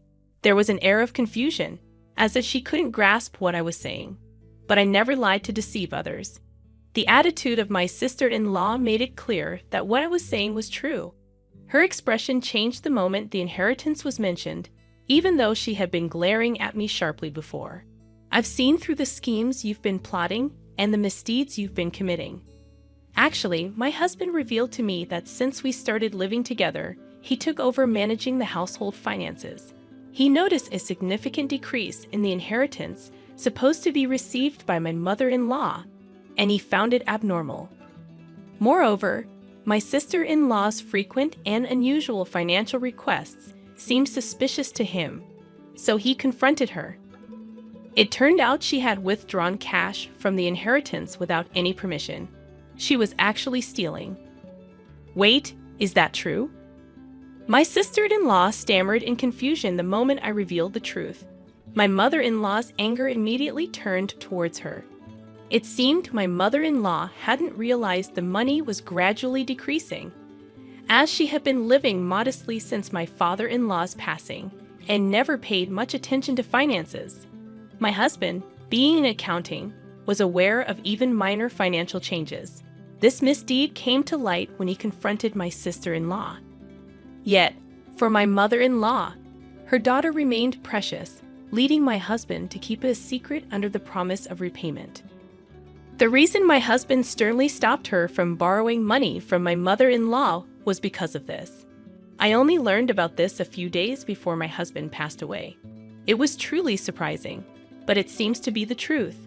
To steal someone else's money, even if they are family. What were you thinking? Can't you differentiate between what's right and what's wrong? My mother-in-law berated my sister-in-law. Stop making excuses, you thieving cat. Her face became increasingly red with anger, as if she was about to burst a blood vessel. Although not someone who clung to money, she had a strict moral compass, especially harsh on acts of malice and betrayal. Her decision to disown me, seeing my act of sending her to a nursing home as a betrayal, was also based on these values. These values applied not just to me, a non-blood relative, but also to her own daughter. However, I had more to reveal. Also, the large amount of money you got by betraying your family was used for gambling, right? Huh? Wait a minute. What are you talking about? My sister-in-law feigned ignorance. I've investigated everything. You'll understand if you look at these. I showed them several photos from an envelope. Pictures secretly taken by my deceased husband, clearly capturing my sister-in-law entering and exiting a casino. Your husband works for a foreign company, and you should be financially comfortable. My husband always wondered why you were so desperate for money. The investigation unexpectedly revealed your gambling addiction. Tell me, how enjoyable was it to gamble with someone else's money? What is this? This is called stalking. This is no joke. You're calling others thieves, and now this. And there's something else I need to tell you, mother-in-law. It was your daughter who suggested sending you to the nursing home. You know what? Finally, I've reached this point. It's time to reveal everything and then bring this to a close. My sister-in-law's true nature, previously unnoticed, was revealed through this incident. This should make my mother-in-law realize that blaming me was a mistake. Additionally, my mother-in-law was also manipulated by my sister-in-law's schemes. With the truth out, she should understand my position. I'm not sure if this will be conclusive evidence, but I want you to see this, I said, presenting my mother-in-law with the text messages between me and my sister-in-law. The history showed my sister-in-law sending me numerous links and nursing home suggestions, serving as evidence of her scheming. Were you really planning to abandon your own mother? That's not it. It's all a misunderstanding. Please just listen to my side of the story. My sister-in-law pleaded. It seems you plan to kick my mother-in-law out and live here with your family, right? This house isn't that old. It's still perfectly livable. Who was it that was thinking only of themselves, trying to take everything? Can you think about it calmly for a moment? As I spoke, my mother-in-law seemed to grasp the situation. She then looked at me sadly, as if she knew what she did was wrong, and turned her angry voice towards my sister-in-law. How selfish can you be to repay kindness with betrayal after all this time thinking of you as family? How do you see me? Don't mock me. Wait, just listen. There's a huge reason for this. At that moment, a loud noise echoed from the hallway, and footsteps followed as my sister-in-law's husband entered the room. Sorry I'm late. Got caught in traffic. It's okay. Oh, mother-in-law, I hadn't told you yet, but I asked him to come. I left the house key open so he could enter any time. Surprised by the sudden appearance of my sister-in-law's husband, both were taken aback. I explained the situation, and they quickly understood this issue wasn't just between me and my mother-in-law. It also affected my sister-in-law's husband. My sister-in-law's husband could easily access his salary and savings, raising further suspicions as she had been embezzling my mother-in-law's money. I had spoken to him in advance and arranged for him to hear the conversation via phone. I've been listening from the start. Enough with the excuses. Just admit your mistakes already. That's despicable. But what you've done is a serious crime. I was shocked when I checked the bank account earlier. It was a big mistake to let you manage our finances. The atmosphere froze in an eerie silence due to the incredible anger of my sister-in-law's husband. Having said all I wanted to say, I decided not to intervene further and just silently watched my sister-in-law's husband lecture her. His reprimands were so intense that it made me tremble just watching, but I didn't feel bad for her at all. I only thought about ensuring she repays the money, and that she shouldn't assume this would be the end of it. The lecturing continued for a while, and eventually, she knelt down to apologize to both me and my mother-in-law before leaving. According to my sister-in-law's husband, he had left the management of their household finances entirely to her, thinking they were saving and increasing their savings by cutting back on expenses. However, it turned out she was gambling away all the money saved. As her gambling intensified, she eventually incurred debts on her credit cards and began stealing money from my mother-in-law to pay it off. The total amount she owes from various sources is now more than what she has stolen from her husband and mother-in-law. Her husband, upon learning about this, decided to divorce her but plans to make her work to repay the full amount for the money she stole and the child support she misused. Until then, he had no intention of divorcing her and was constantly monitoring her behavior, hoping for her to change herself. It seems tough days are ahead for my sister-in-law. Later, my mother-in-law apologized to me for the misunderstanding, and we still meet for tea about once a month. Now that my husband has passed away, I want to maintain a good relationship with her, the mother who gave birth to him, and support her to the end.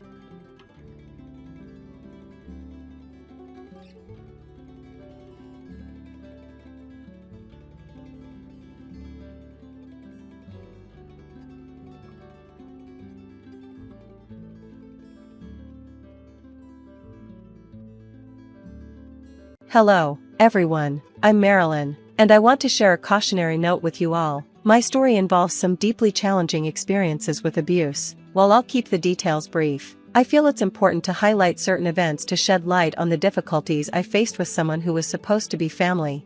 Marrying my now ex-husband, Henry, is something I deeply regret. At first, Henry seemed like a wonderful person, and his family appeared equally admirable. His mother, Clara, was involved in charity work, and his father, Bruce, was a successful businessman who made sure his family never lacked for anything. They seemed like the perfect family, and I was thrilled to join them.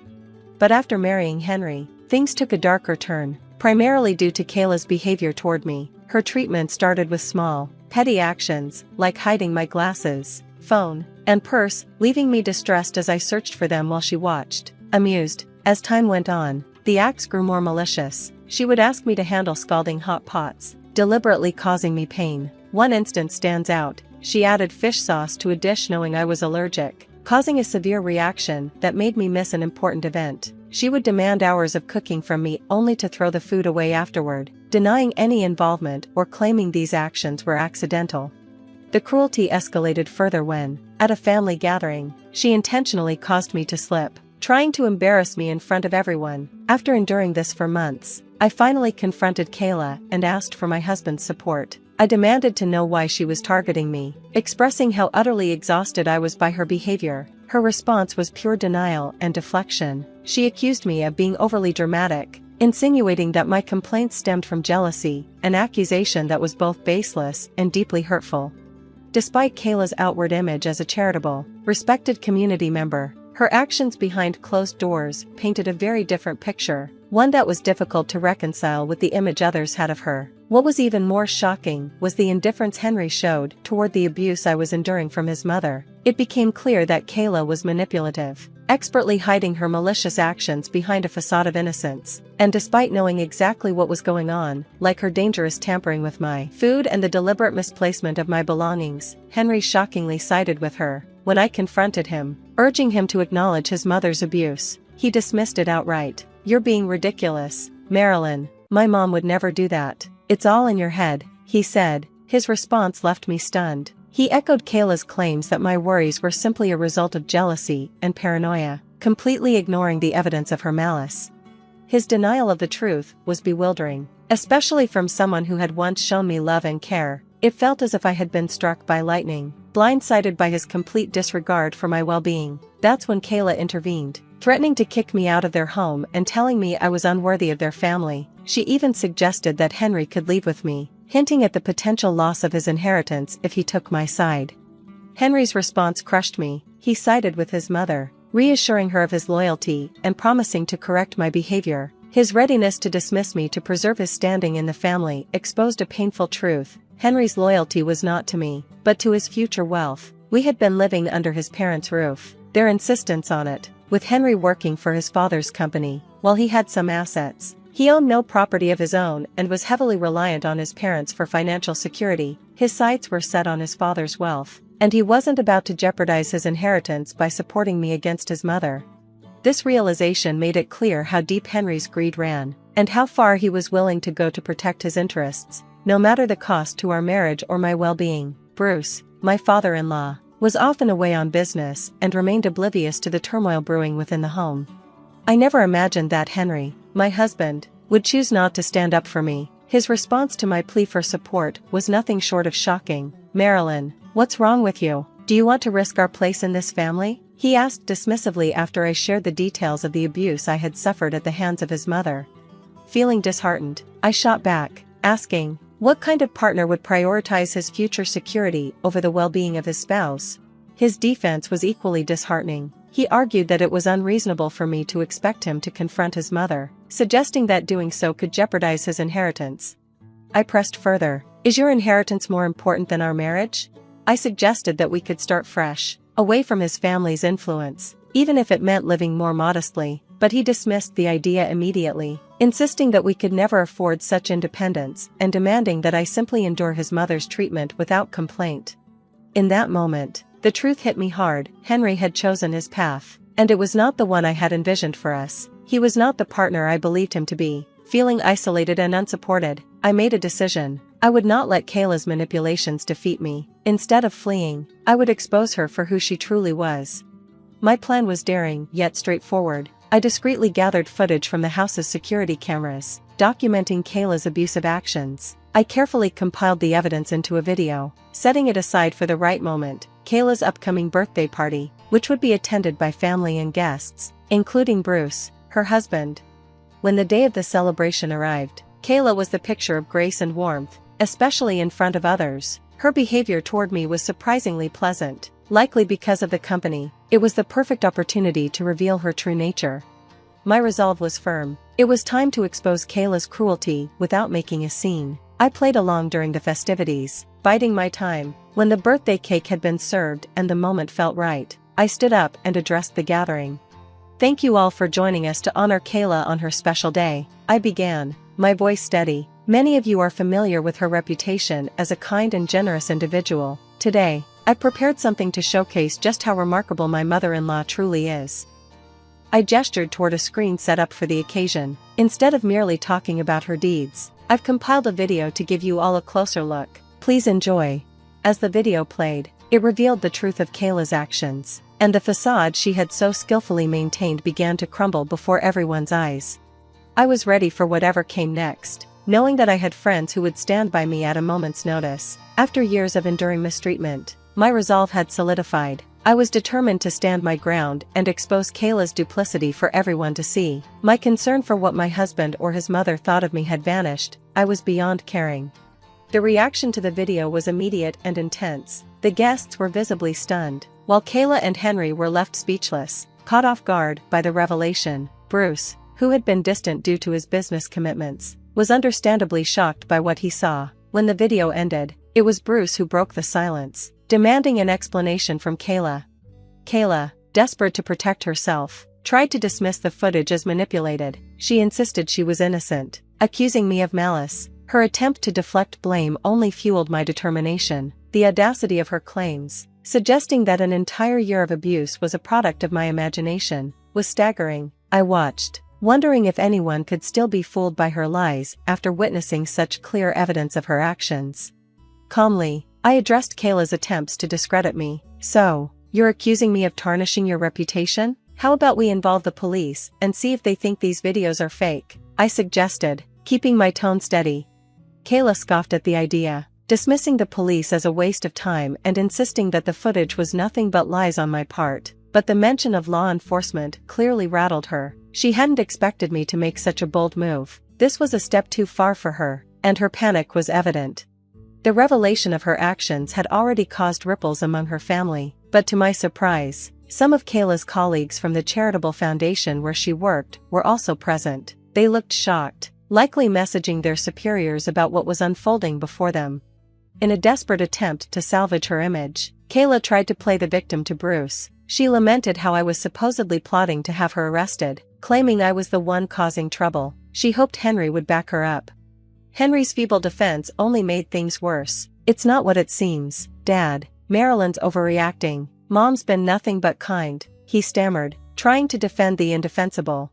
This moment underscored Henry's complete indifference toward the abuse I had suffered. Bruce, catching on to the fact that Henry knew what was happening and had done nothing about it, was visibly shocked. It was becoming clear to everyone that Henry's priorities were seriously skewed, that he valued his inheritance and the luxury of their grand home more than my well-being. Bruce, a man of principle, was appalled not only by Kayla's actions, but also by his son's lack of action. His reaction confirmed what I had hoped. He would not stand by idly. His moral compass and sense of justice made him an unexpected ally in my fight for justice. His anger was palpable, signaling that he would not let this go unanswered. This was a turning point. The true nature of those around me was laid bare, and the stage was set for what would come next. When I shared with Bruce that Henry had dismissed my reports of abuse, claiming it was all in my head, his face said everything. It was a pivotal moment when Bruce realized just how unfairly Kayla had been portrayed. His shock was evident. He couldn't believe I hadn't approached him sooner, but I explained my need to gather undeniable evidence of Kayla's cruelty, fearing that without it, my word would be doubted. Bruce's support came swiftly and sincerely. He apologized for his son's failure to protect me and expressed regret over not intervening sooner. He even gave me his blessing to involve the police, a stance that caught both Kayla and Henry off guard. They had always believed their family's unity would shield them from any external scrutiny.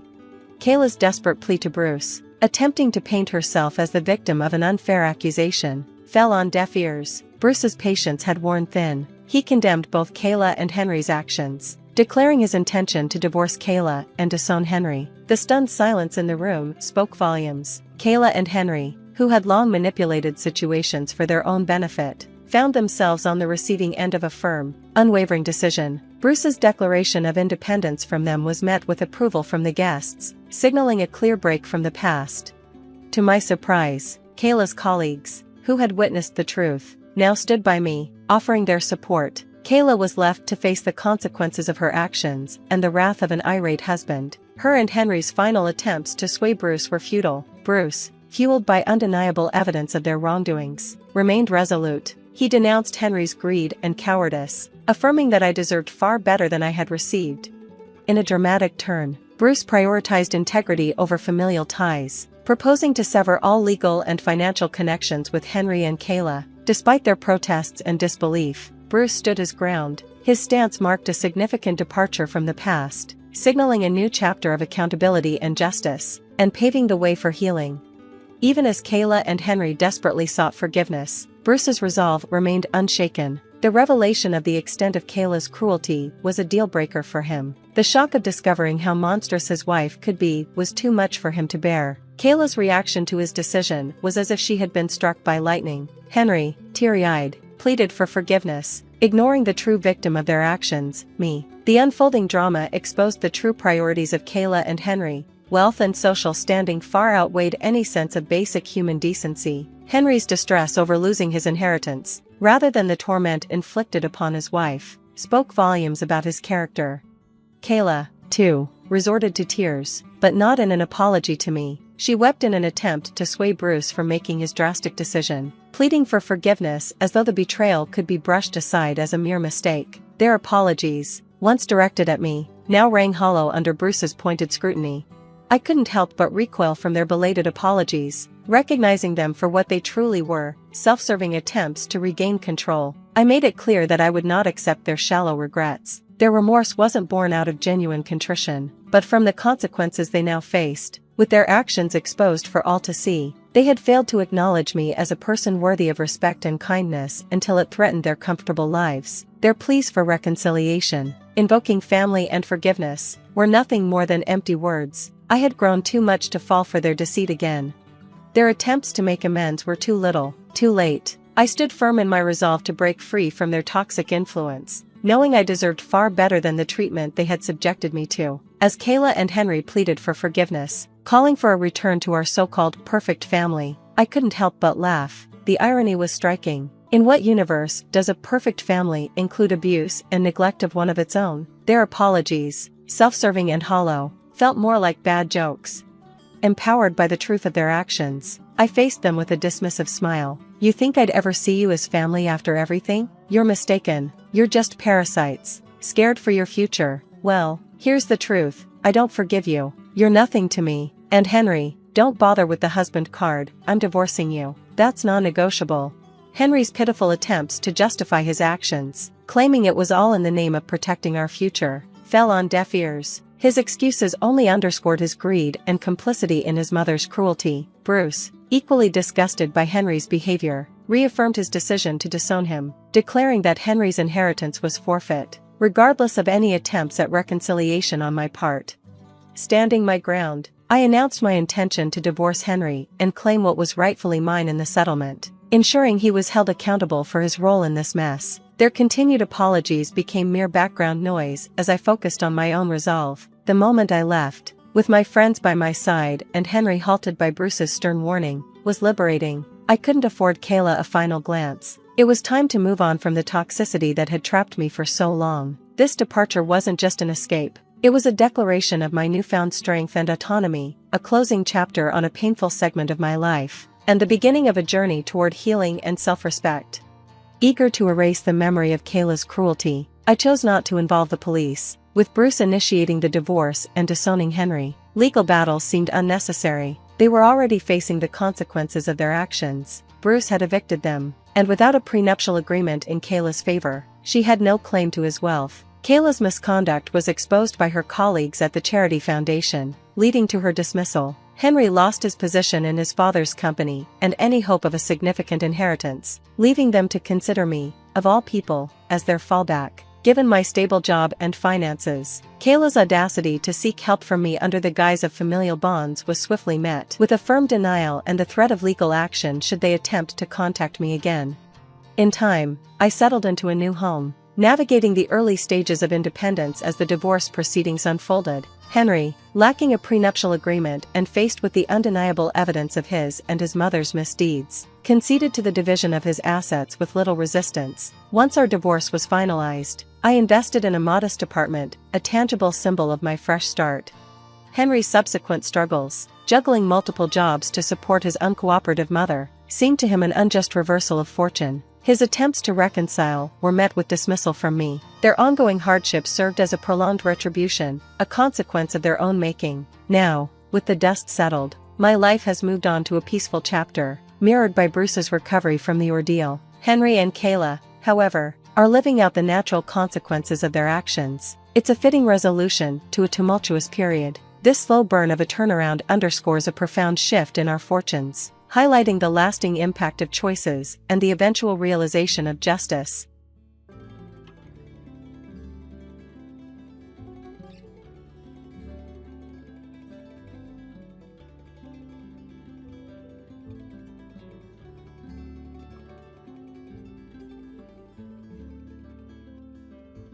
My name is Rachel, and currently, I reside in an annex of my in-laws' house with my husband, Stefan. While Stefan lives in the main house with his parents, I am the sole occupant of the annex. Originally, this annex was a small structure built by Stefan's grandfather as a personal project to create a private space. Over time, it has been converted into a living space approximately the size of a room, thanks to my efforts. Initially, Stefan and I lived in a regular apartment for about 3 years after our marriage. However, his parents, who greatly adore him, suddenly expressed their desire to live with Stefan. In response, Stefan, as the dutiful son, declared that he also wanted to be with his parents. Witnessing their emotional reaction, including tears and embraces, I found myself taken aback by the heartfelt scene. Stefan and I first crossed paths at work, where he was my direct subordinate when he joined the company midway through his career. We became a couple after 3 years of dating. Throughout that dating period, he resided at his parents' house. It appears that this prolonged stay fostered a sense of homesickness in both Stefan and his parents. Stefan, who had been pampered at home, seemed to have never been involved in any household chores.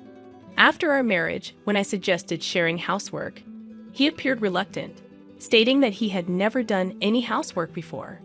The problematic aspect was that, despite my intention to divide the chores between us, Stefan seemed to have never considered participating in household tasks himself.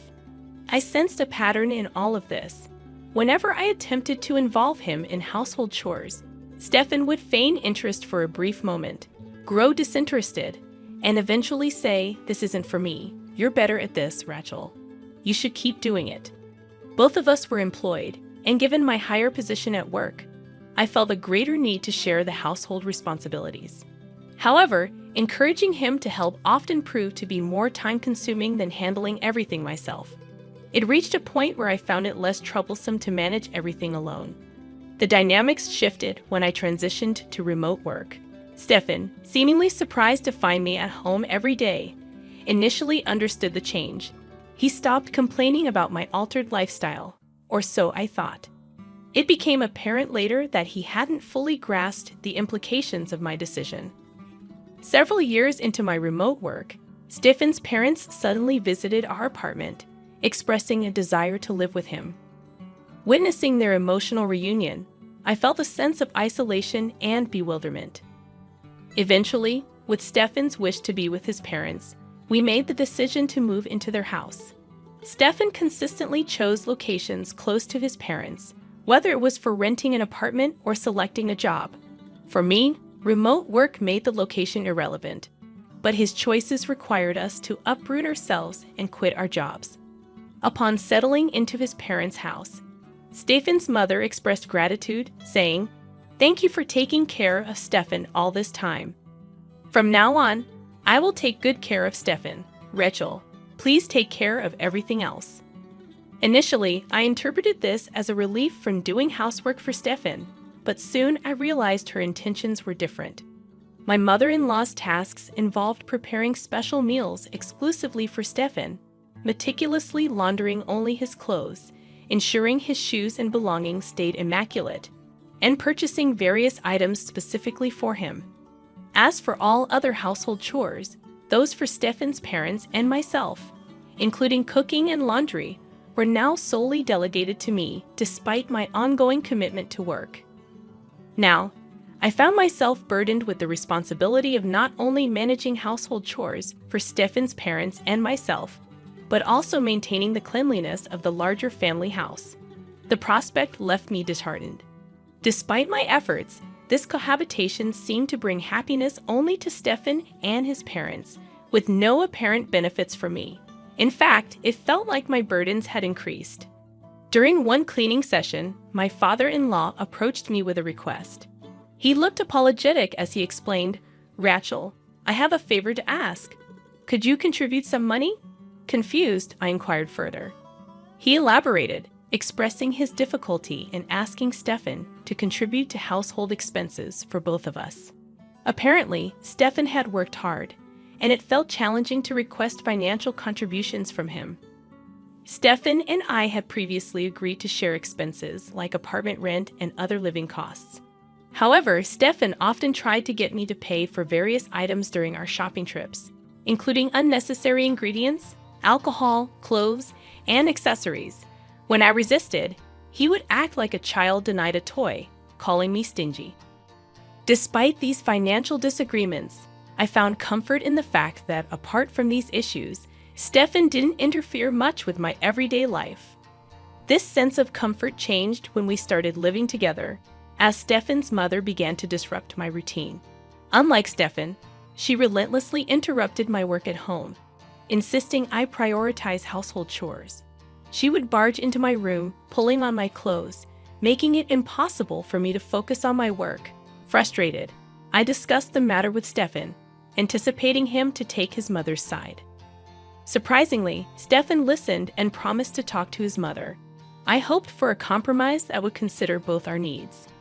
Little did I know that Stefan's idea of a compromise would involve banishing me to the annex, a new, private room. I approached Stefan with a question about the hut, jokingly asking if I could even demolish it and build a new house. To my surprise, he casually replied, "You can even demolish it and build a new house if you want." Taking his words seriously, I promptly began remodeling the hut according to my taste. Engaged in cleaning, renovating, and changing wallpapers, I noticed that Stefan never once showed his face. Despite being married, it became apparent that Stefan had no intention of living in the remodeled hut with me. As I transformed the space, it dawned on me that within the family living trio, I was the only outsider. There were instances when I found myself alone at home, either when they went out to a barbecue restaurant or when I had to work overtime and missed out on shared meals. While these spirited plans were usually concocted by Stefan's mother, it seemed clear that she might have been the driving force behind my exclusion, perhaps hoping I would quickly leave her son. Despite this, Stefan had given me the freedom to do anything with the hut, and I took full advantage of it, engaging in DIY projects, installing new shelves, and personalizing the space. I made it my own. Interestingly, neither Stefan nor his parents ever visited the hut after I moved out. Although they must have been aware of my renovations, it seemed like I was no longer considered a part of their family, and they had no interest in my activities. Living away from the main house, especially without Stefan's mother around, I began to relish the independence, almost like living alone. I found solace in the fact that staying in the hut prevented her from interfering with my work. Installing new locks and enhancing security during the renovation, I ensured that no one, not even Stefan or his parents, could enter without my knowledge. It led me to reconsider if this new separation wasn't such a bad arrangement after all. However, it seemed my mother-in-law had anticipated my feelings. Unable to tolerate the treatment any longer, I found myself at a crossroads, contemplating my next move.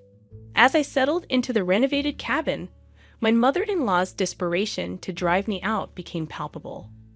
Her petty harassment started with leaving trash in front of my cabin on garbage day instead of at the collection site. Sometimes, she would host barbecues in the garden without extending an invitation, intentionally wafting the smell of grilled meat towards my cabin. Despite her mild attempts, I couldn't help but smile at her futile efforts to push me away. Then, one day, she summoned me to the main house under the pretense of leftover meat and potatoes.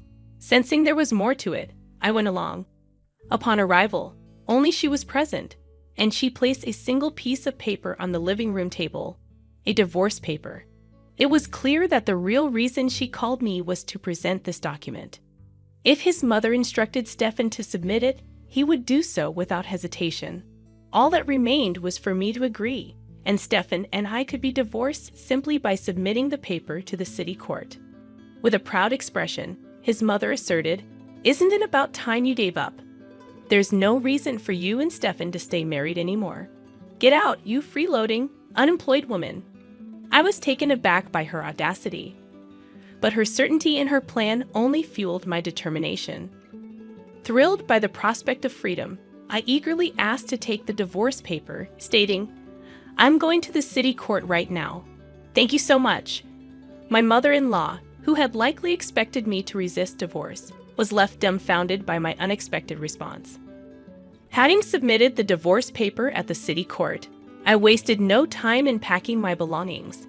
Feeling it was necessary to inform Stefan's mother about the divorce, I headed to the main house and informed her that the process had been successful.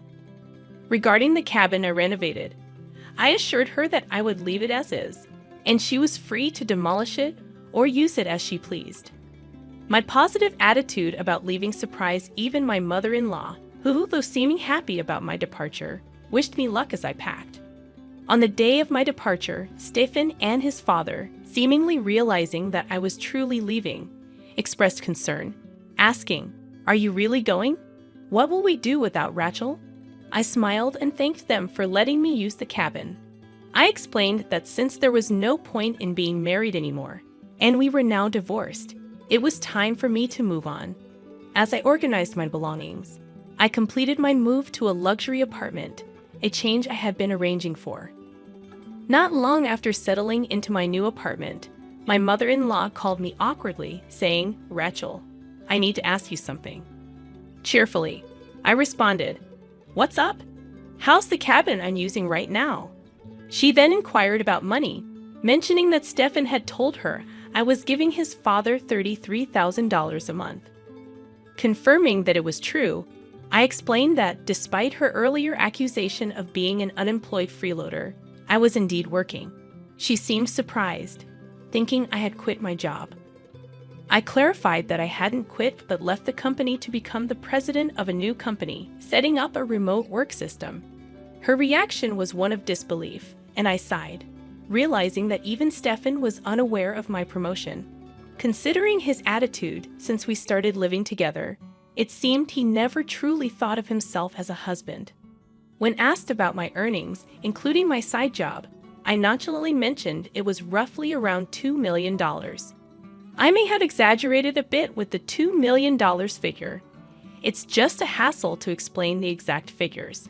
With that much money, could you lend us some? Actually, Father was laid off, and he kept it hidden. We've been managing somehow with the $3,000 you've been giving us. Neither Stefan nor I knew about it. It all made sense to me now. My father-in-law's words about it being pitiful to ask his son for money were just a pretense to get me to pay. He probably assumed I had money due to my superior position at our former company, and as a result, sweetly scammed me out of $3,000 a month under the guise of living expenses. In the end, I didn't mind too much since it allowed me to live peacefully in that quiet cabin. Well, I'm divorced from Stefan now, so I don't have any connection with your family, right? When I asserted this, my mother-in-law pleaded, "That's not true. To me and to Stefan, you're still family. Come back to us." I immediately declined, recognizing the potential for being used again. Stepping back into a relationship with Stefan would bring me no benefits. We were now complete strangers, and I found it uncomfortable for them to keep calling me family. Besides, they were the ones who drove me out in the first place. I'm really enjoying my life alone now. It's pretty much the same as when I was married, mostly living alone. The difference is, back then, I didn't spend money on myself, and $3,000 was taken from me every month. I prefer my current life much better. Goodbye, then. I ended the call without hesitation, not understanding why they thought I would return. For my mother-in-law, it must have been a last-ditch effort. In fact, Stefan's salary wasn't that great, and he had a habit of saying, "I can't do it," and passing work to others. This trait, displayed in both our personal life and at the office, left him deemed unreliable, and he remained a regular employee without any salary increase. On top of that, with his father laid off and his mother being a housewife, they couldn't maintain their large house and ended up selling it. Now the three of them are living in the cabin I renovated. While it's just right for one person, it must be quite uncomfortable for three people in that cramped space. Since then, I haven't thought about them and continue to live peacefully.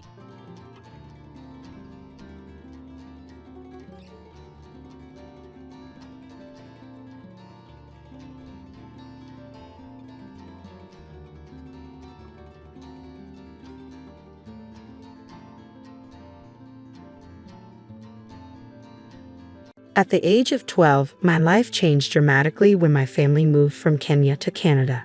This transition opened up a vibrant new world filled with exciting opportunities, diverse cultures, and welcoming people. My father's success as a businessman ensured we enjoyed a comfortable lifestyle, making it easier to adapt to our new surroundings. During high school, I met Russell, the person who would later become my husband. Our relationship had its share of ups and downs over the years, but by the time I turned 22, we decided to take the leap and get married. I was ecstatic, envisioning a future filled with love and happiness. However, one significant hurdle lay ahead: Russell's mother, Doris, who was openly opposed to our marriage plans.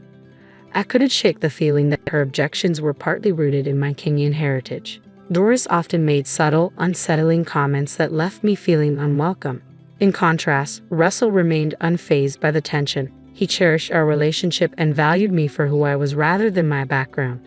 Despite his mother's disapproval, he consistently affirmed his commitment to us. Our wedding day was emotionally complex.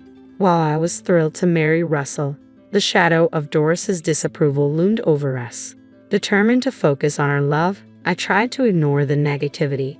In the days that followed, Doris's disdain became more pronounced. She frequently made disparaging remarks about my culture, which was painful. Despite my desire for a harmonious relationship with her, it seemed increasingly unattainable.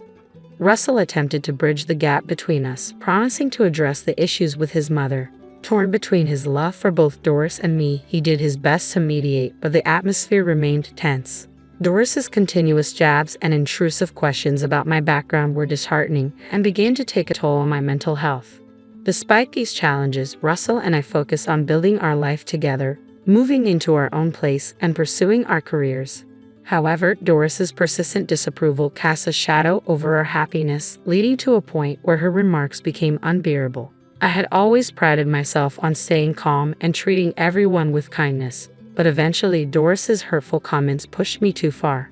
In a moment of frustration, I raised my voice for the first time. "Doris, I've truly had enough of your incessant comments. They're tiresome." "Oh, I'm just expressing my opinions.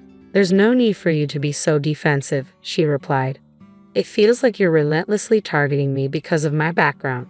I deserve the same respect as anyone else. I'm not trying to offend, but you seem overly sensitive about everything." "This isn't about sensitivity, it's about respect. I am your daughter-in-law and should be treated with kindness and understanding. Perhaps if you tried to fit in a bit more, I wouldn't need to make these remarks." Fit in. I've been part of this community for years. This is my home, too. I shouldn't have to alter who I am just to appease you. And just so you know, I never sought your permission to marry your son, nor did I wish for it.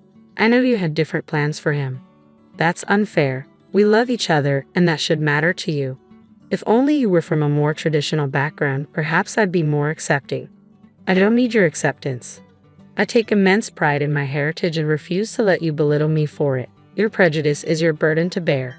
Well, maybe things would have been simpler if you'd married someone from your own culture.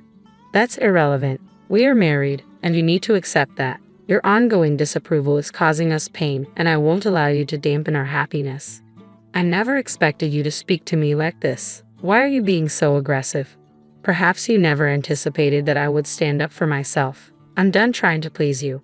If this is how you feel, it might be best for us to keep our distance."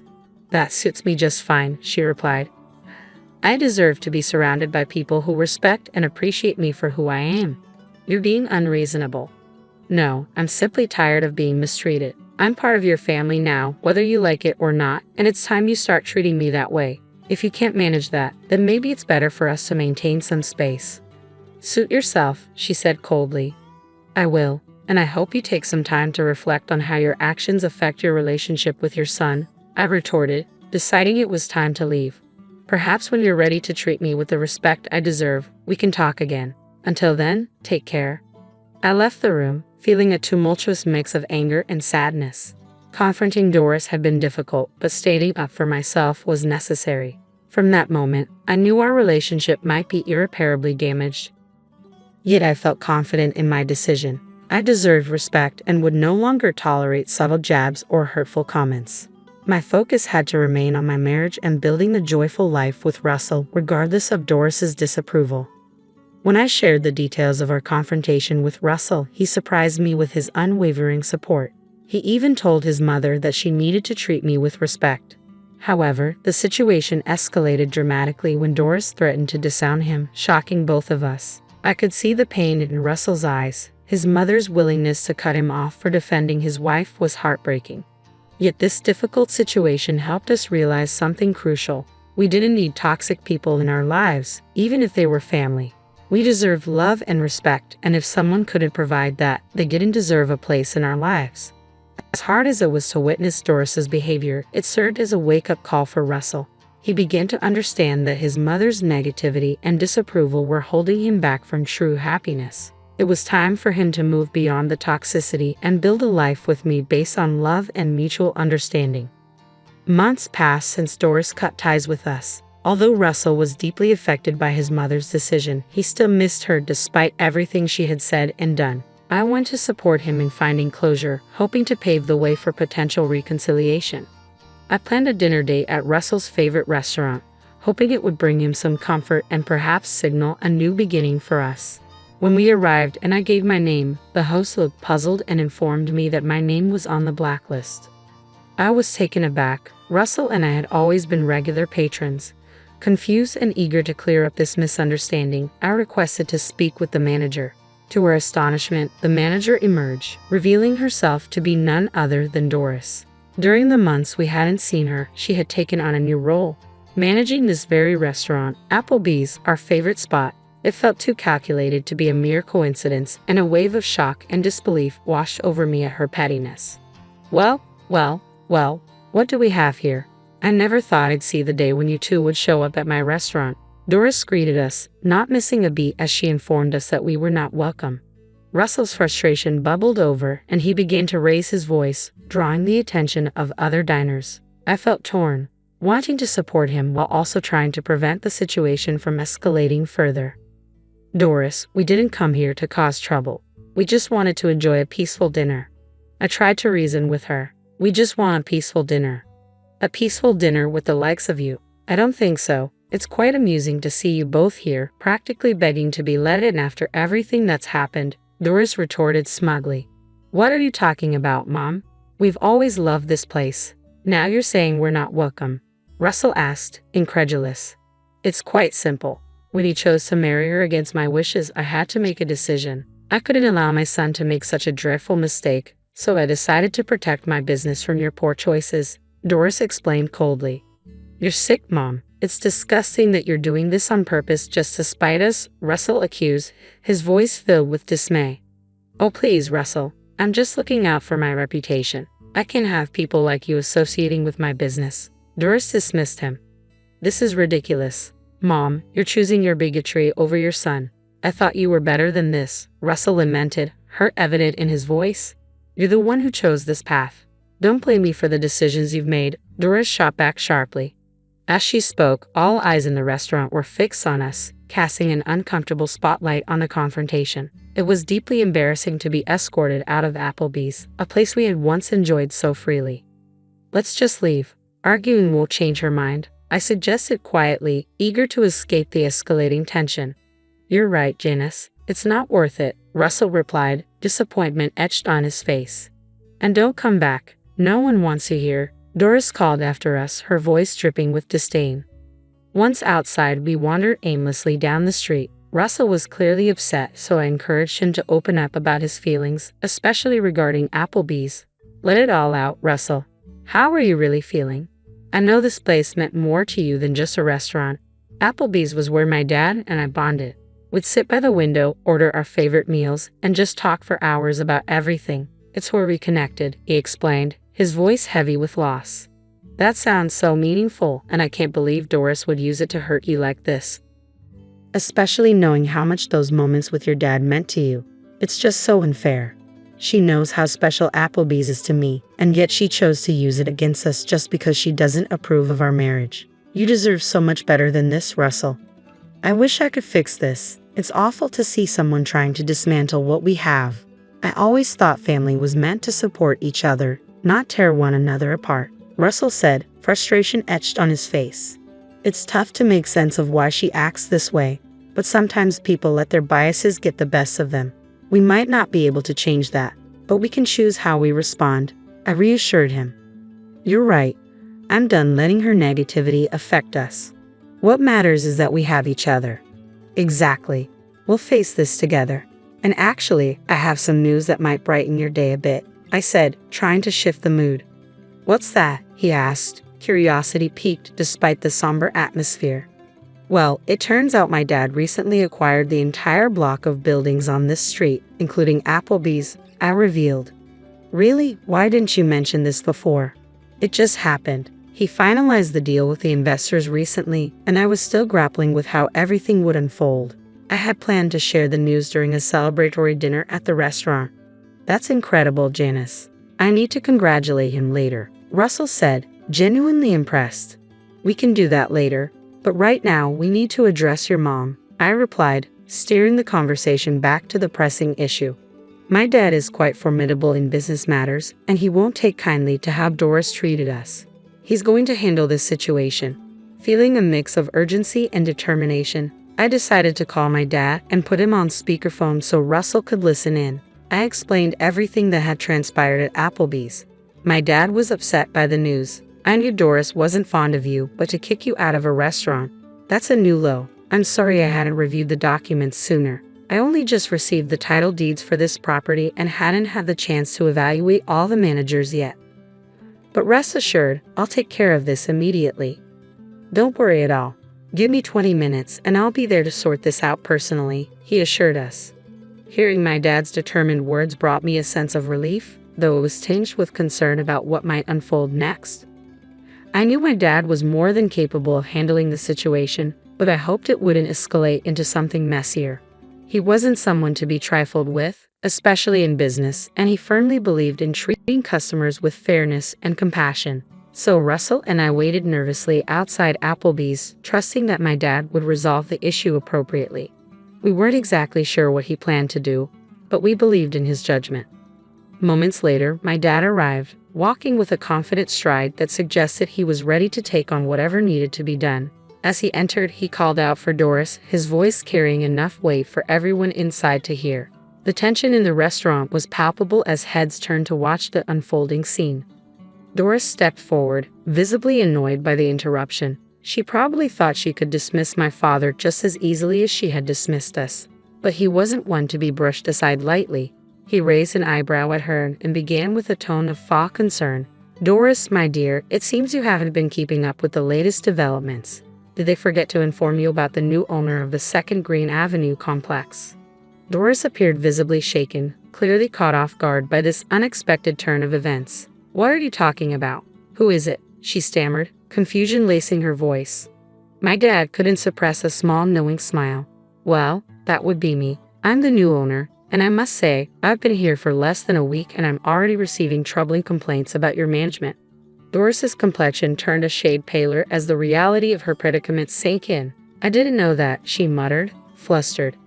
Well, perhaps if you had checked your emails or paid closer attention to what's happening around you, you might have known. But it's too late for apologies now, my dad replied with a chuckle. It was satisfying to see Doris on the receiving end of the treatment she had dished out to us. Russell, who had been quietly seething by my side, stepped forward with resolve. You had no right to treat us, or anyone, the way you did, especially Janice. We've always known you harbored ill will, but as someone in charge of a public establishment, you should have been the first to understand that discrimination based on personal prejudices is unacceptable. You've clearly violated that principle, and I don't think you're fit to manage this place. Now, desperate, Doris pleaded. Wait, I'm sorry. I pointed out to Doris, even if you didn't know he was the owner, you should have treated all customers fairly without letting your personal biases interfere. Please, let's discuss this privately. Doris attempted to salvage the situation. There's no need, my dad interjected, his voice ringing loud enough for everyone to hear. I think everyone here would be interested to know that the person managing Applebee's, who allowed her racism to interfere with her professional duties, is no longer part of the staff. The murmurs in the restaurant grew louder, fueled by the unfolding drama. Doris, utterly embarrassed, could only stand in silence as the reality of her actions sank in. Russell and I watched, relieved that justice was being served. We felt a surge of relief and triumph, finally receiving some reparation after enduring Doris's harsh treatment for so long. My dad decisively handled the situation, warning her that he would call security to escort her out if she didn't leave voluntarily. Embarrassed and on the brink of tears, Doris began her walk of shame out of the restaurant. As she made her exit, the mood in the room instantly lifted. People began to clap and cheer, celebrating her departure. A profound sense of relief washed over me. Russell and I immediately went over to my dad, giving him a big hug to thank him for his decisive intervention. "You're the best, Dad," I said with a smile. He chuckled, giving us both a reassuring pat on the back. "It was my pleasure, my dear. I couldn't stand by and watch you two suffer because of her." Dad excused himself to check on the kitchen staff and find the next in command to appoint as the acting manager in the wake of the upheaval. He returned shortly after, explaining that he had important business matters to finalize, including formally terminating Doris and organizing the paperwork for the new acting manager. "Okay, my work here is done for now. You two enjoy your meal in the house," he said, signaling for us to take a seat and relax. As we settled down at a table, a whirlwind of emotions enveloped me. I was still processing how swiftly everything had escalated. Above all, I felt incredibly grateful for my dad's support and the strength he provided during this challenging time. It was comforting to know that no matter what happened, we had someone on our side, ready to step in when needed.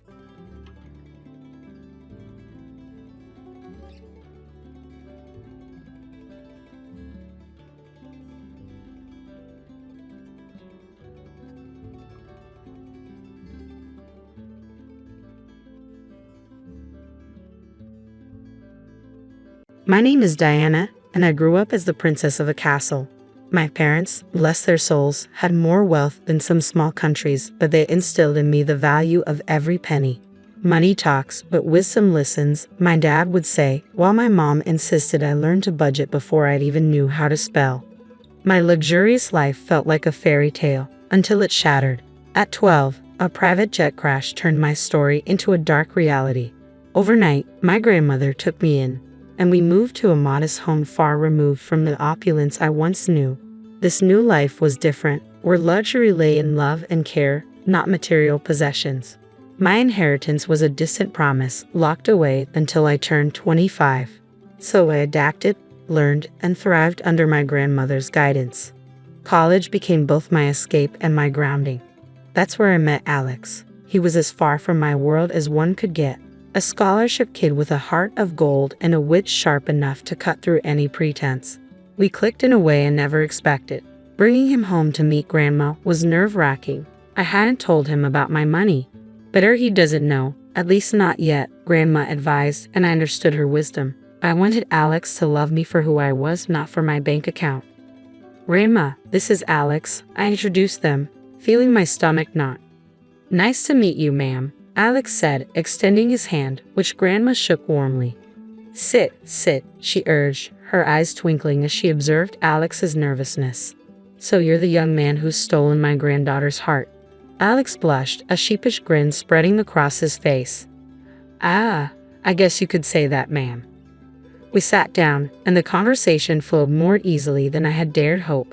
Grandma shared stories of my parents and my childhood that made Alex laugh and look at me with a warmth that swelled my heart. "You've got a good one here," Grandma said, nodding at me while looking at Alex. "Takes after her mother, strong and kind. But don't let her fool you, she's got a bit of mischief in her too." "I can see that," Alex chuckled, squeezing my hand under the table.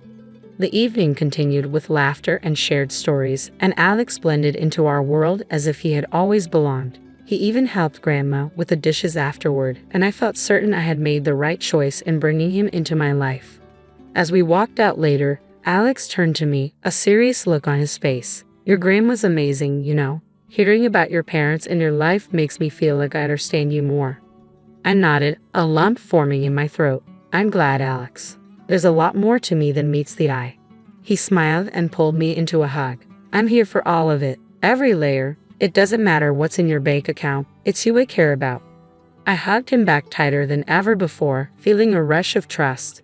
But I also knew the weight of the secret I was keeping, a delicate balance I hoped wouldn't tip. The ride to Alex's parents' house was quiet, filled with a silence thick enough to cut through. I could tell Alex was nervous, his grip tightening on the steering wheel. Are you sure you're ready for this? I asked, trying to break the ice. Yeah, just, my mom can be a bit much. Don't take anything she says to heart, okay? His attempt at reassurance fell short. As we pulled up to the grand, imposing house, my stomach twisted into knots. This was it, no turning back now.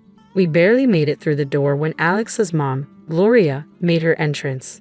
Her eyes landed on me like laser beams, sizing me up in a way that made my skin crawl. So, this is the girl you've been hiding, she said, her voice as cold as the marble floors. Mom, this is Alex, he started, but Gloria waved him off. I know who she is. Come, let's sit. I've prepared some tea. Gloria's command was firm, and I felt compelled to follow her as she led us into a living room that felt more like a showroom than a home. Once the tea was served, Gloria wasted no time getting to the point. I hear you were raised by your grandmother. Must have been quite a humble upbringing, she remarked, the word humble dripping with condescension. I clenched my jaw, fighting to remain calm. It was my grandmother who taught me valuable life lessons, important things, not just fluff. Gloria smirked, her lips curling slightly. And your parents? Gone too soon, I hear. Tragic, really. How does one cope without proper guidance? Alex jumped in, clearly uncomfortable. Mom, that's enough. Let's not. It's okay, Alex, I interrupted, feeling a surge of defiance. Yeah, my folks are gone, and it was tough. But I got through it. It made me who I am. Gloria sipped her tea, her gaze unwavering. Interesting. And what about your future, dear? Any plans, or are you just riding along on my son's coattails? That's done. I took a deep breath, reminding myself why I was there. I've got plans, big ones. And I don't need to ride anyone's coattails to make them happen. The air was thick with tension, and I could feel it tightening around us. Alex, bless him, tried to change the subject. Mom, let's not do this. We're here to enjoy each other's company. Gloria set down her teacup with a deliberate slowness. I'm merely trying to understand the woman my son has chosen. You can't fault a mother for caring about her child's future. It felt like a never-ending tug of war where neither side was winning. Just when I thought I couldn't endure any more, Alex's sister Lily made her entrance. Her curious eyes held an edge of judgment that mirrored their mother's. So, you're the famous girlfriend. Heard a lot about you, though not all of it good, Lily said, her voice dripping with disdain. I opened my mouth to snap back, but Alex stood up. That's enough. Both of you, we came here in good faith to share a part of our lives with you. If you can't respect that, then maybe we should leave. The rest of the visit was painfully awkward. Conversations felt forced, and every laugh was a little too loud. Yet Alex held my hand under the table, a silent promise that we were in this together. As we left, I couldn't shake the mix of relief and frustration churning inside me. I'm sorry about that, Alex said once we were in the car. They can be a bit intense. I sighed as the lights of the house faded in the rearview mirror. It's not your fault, but man, your mom and sister. There's something else, I said, shaking my head. Alex let out a sad chuckle. Yeah, they are. But hey, we survived, right? Survived and stronger. I leaned my head against the window, looking up at the clear night sky filled with shining stars. Maybe it was a sign. No matter how tough things got, there would always be a way through. But the warning came swift and sharp like a slap to the face at our next awkward family gathering. Gloria, my future mother-in-law, wasted no time laying down the law. If you two are serious about getting married, we're getting a prenup signed, she declared, her eyes drilling into mine as if daring me to object. I kept my cool, shrugged, and replied, fine by me. I'm not after your son's money. I could see Alex shrink in his seat, looking as if he wanted to crawl into a hole and disappear. Once we were out of there, he was all apologies and promises. My mom will get in our way. I promise we'll be happy, he said, his eyes pleading for me to believe him. The wedding planning sailed along smoothly enough. But on the big day itself, that's when the storm hit. Lily, my soon-to-be sister-in-law, got more than a little tipsy and decided it was showtime right in the middle of our reception. She staggered to her feet, glass in hand, slurring accusations loud enough for everyone to hear. This one's a gold digger. Doesn't know the first thing about our kind of life. Illiterate, trying to snag my brother's cash. Her antics didn't stop there. She went on to harass guests with behavior that wasn't even fit for polite society. My face flushed with hot anger and humiliation. Without a second thought, I pulled out my phone and called the cops. This drama needed an audience, and I wasn't about to let Lily's performance go unchecked. The aftermath was a hurricane of accusations and threats. Gloria vowed revenge for the disgrace I had brought upon their family. You've made a mockery of us. The press will have a field day with my daughter's antics, thanks to you. Alex was caught in the middle, trying to play peacemaker in a war that had no room for neutrality. I saw the strain in his eyes and the way his shoulders sagged under the weight of his family's drama. He wanted to keep us afloat, but I stood my ground, my resolve hardening. This wasn't just about me anymore. It was about drawing a line and refusing to let wealth, or the lack thereof, dictate how I was treated. As the dust settled and the night grew quiet, Alex and I sat amidst the wreckage of what was supposed to be our happiest day. I'm sorry, he whispered, but I could only think of how far we had to go. He whispered, his voice thick with unshed tears. I never wanted any of this. I took his hand, feeling the rough edges of our new reality. We'll get through this, but things need to change, starting with setting boundaries with your family. The vow we made that night wasn't just about staying together. It was about fighting for the respect we deserved and refusing to let old money or grudges define our future. 2 years slipped by since we said, I do, and those vows felt heavier with each passing day. Gloria practically vanished from our lives, and honestly, I didn't miss her one bit. But it wasn't just her absence that marked those years. It was Alex's changing attitude that really drove a wedge between us. He came home late, if at all, muttering excuses about work that never quite added up. The warmth we once shared cooled into mere courtesy. And eventually, even that faded. The tipping point came one night when he threw his jacket on the chair as it had personally offended him. You know, he said, I could have done better, married someone with a bit more class, more in line with my circle. His words stung like a slap, leaving me gobsmacked. I wanted to scream, to remind him of the fortune I had inherited, but Grandma's voice echoed in my head, urging me to be patient and to see Alex for who he truly was. So, I swallowed my truth and my hurt, biting back tears. I thought maybe, just maybe, if we had a child, it might bridge the gap between us, remind him of the love that brought us together. Alex, don't you think it's time we considered having a baby? I ventured one evening, hoping to ignite something in the man I once loved. His reaction was like a cold shower. A baby? Now, don't be ridiculous. We're not ready for that, not by a long shot. That conversation crushed me. It wasn't just his refusal. It was the disdain in his voice, the way he made it clear that what I wanted, what I thought could save us, was nothing but a foolish fantasy. Days turned into weeks, and those weeks into months of silence, living side by side but feeling more like strangers. Each rude remark, every late night, added another brick to the wall between us. I confided in Grandma, pouring my heart out over cups of tea that went cold before I could finish them. He's not the man I married, Grandma. I don't even know if he ever was. She listened, her eyes reflecting sadness and understanding. You can't make someone be who you want them to be, darling. Sometimes, we see what we want to see until we can no longer ignore the truth. Her words, though heavy, carried a sliver of relief. I wasn't crazy. I wasn't asking for too much. I just wanted a partner, someone who saw me as an equal and respected me. But as the days passed, it became clear that Alex wasn't that person anymore, if he ever had been. The thought of leaving crossed my mind more times than I cared to admit, but every time it did, I pushed it away, hoping against hope that something would change, that the man I loved would find his way back to me. I went all out for Alex's birthday bash, hoping to reignite the spark in what had turned into a pretty mundane marriage. No expense was spared, and the guest list was a who's who of our closest friends. Notably absent were Gloria and Lily, my mother-in-law and sister-in-law. Their drama was the last thing I needed to ruin the night. For a moment, Alex was in high spirits, soaking in the adoration and well wishes from everyone. It felt like we were back in our honeymoon phase, surrounded by laughter and inside jokes. But that bubble burst the second Gloria and Lily crashed the party uninvited, clearly expecting to be welcomed. It turned out Alex had gone behind my back and invited them, hoping to avoid any family fallout. Their presence shifted the atmosphere, turning it tense. Lily, in true form, made a beeline for the drinks, dressed in an outfit that practically screamed, "Look at me," and not in a good way. Gloria's snide remarks flew under the radar, each one a veiled jab at me or our marriage. As the night wore on, Lily's antics escalated, fueled by champagne and a desperate need to be the center of attention. She launched into a rant about how I didn't fit into their family, how I was unworthy of their name. It was a mess, and Alex was nowhere to be found, too busy playing the good son to notice the circus unfolding around him. The climax of the evening came when Lily, a few sheets to the wind, decided to air out some dirty laundry.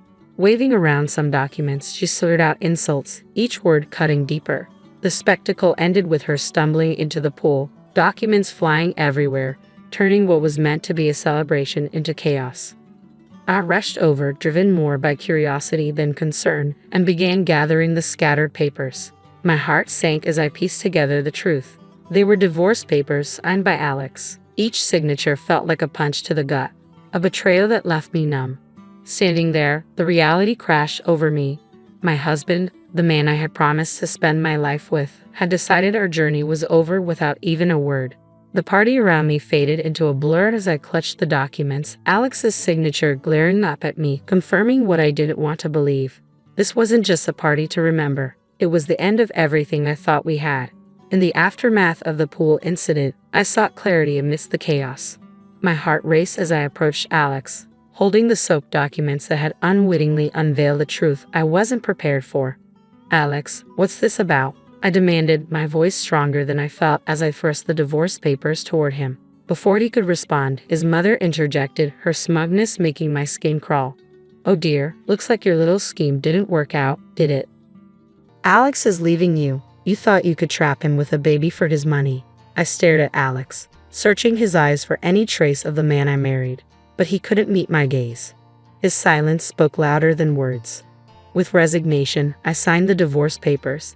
They were just a formality now, closing a chapter of a book I no longer wished to be part of. As the dust settled, Grandma approached, her presence a calming force. She didn't need to say anything. Her eyes conveyed volumes of empathy, understanding, and unspoken support that bolstered my resolve. Then she revealed the truth, not just to me but to everyone present. "She doesn't need any of your money," Grandma declared, her voice steady and strong. "In a month, she'll turn 25 and inherit a fortune far beyond what you could imagine. She's been raised to value people over wealth, to seek genuine connections rather than financial gain." The room fell silent, the weight of her words hanging in the air. Gloria's face shifted from smugness to shock, then to a desperate greed as she scrambled to backpedal, her apologies transparent and insincere. Alex, too, suddenly seemed eager to rewrite the narrative, insisting his intentions had never been to hurt me, that he was merely influenced by his mother. But it was too late. The veil had been lifted, revealing the stark reality of our relationship and the motivations behind it. I met their apologies with a quiet smile, not out of forgiveness, but from a newfound inner peace that came from understanding my worth, independent of the wealth that awaited me. "You've shown me your true colors," I said, my voice imbued with strength. "And as for surprises, well, I've prepared another one for you." At that moment, a loud honk echoed through the tension outside. A sleek luxury car rolled up to the gate, the one I had secretly bought for Alex as a surprise. The irony wasn't lost on me. I couldn't help but let out a bitter laugh as I excused myself to step outside and confront the final act of this drama. There it was, the epitome of luxury on four wheels, a symbol of the love I thought we shared. Now, just another piece in the game of pretense and betrayal. Without a second thought, I slid into the driver's seat, the leather cool and unyielding beneath me, much like my resolve. Grandma, ever my rock, joined me, her presence a silent testament to the strength and dignity that ran in our blood. Turning to face the house, I felt ready to take the next step. I spotted Alex and his mother at the door, their expressions a mix of confusion and disbelief.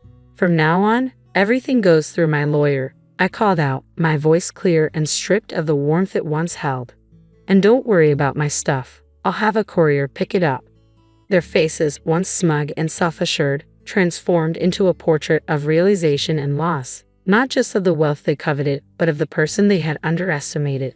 With that, I turned the key in the ignition, the car's engine purring to life, a sweet sound that promised freedom and new beginnings. Grandma and I exchanged a look, a silent agreement that this was the first step toward a future unburdened by deceit and manipulation. After the revelations and dramatic exits, the air felt clearer, as if the truth had not only exposed their greed but also cleansed the path ahead. It wasn't long before the first test of my newfound resolve came knocking, or rather, calling. The phone rang, its shrill tones slicing through the calm like a knife.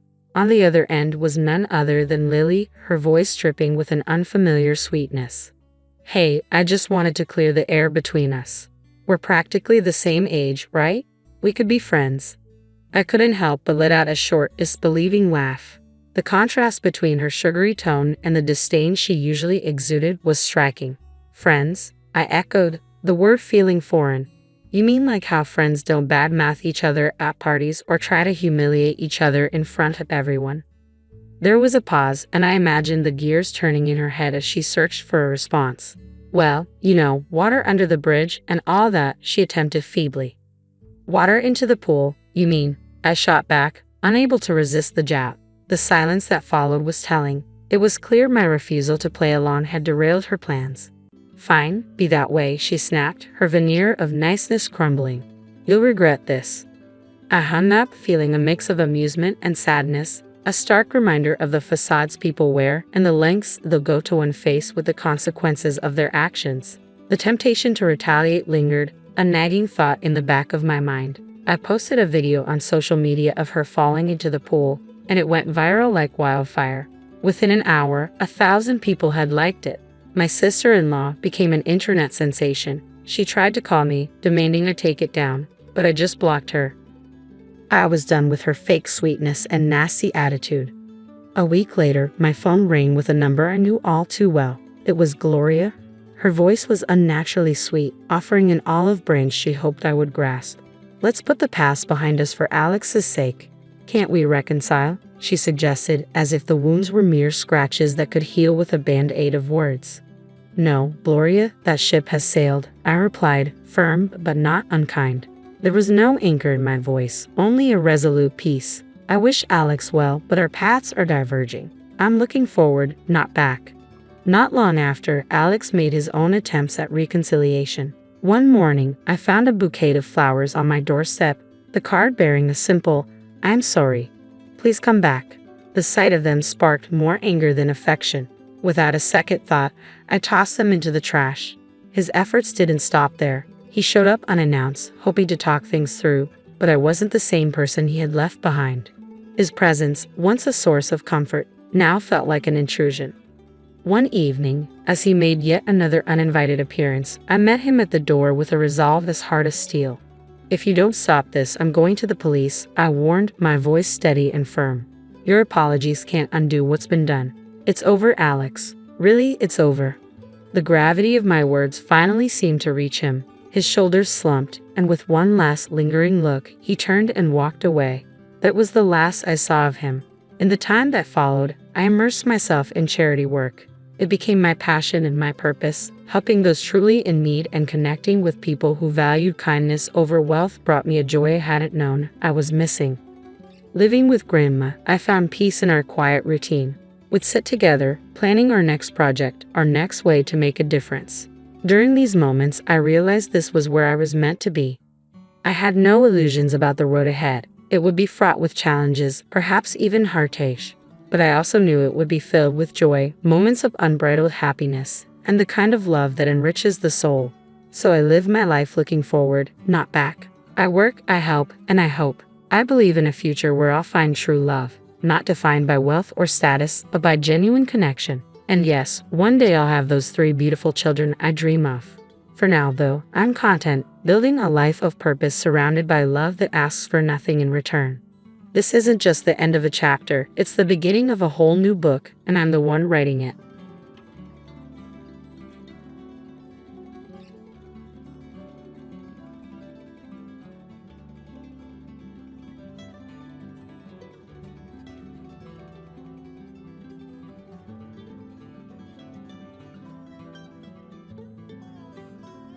Hello, I'm Pearl, 29 years old, and I've recently welcomed a new addition to the family.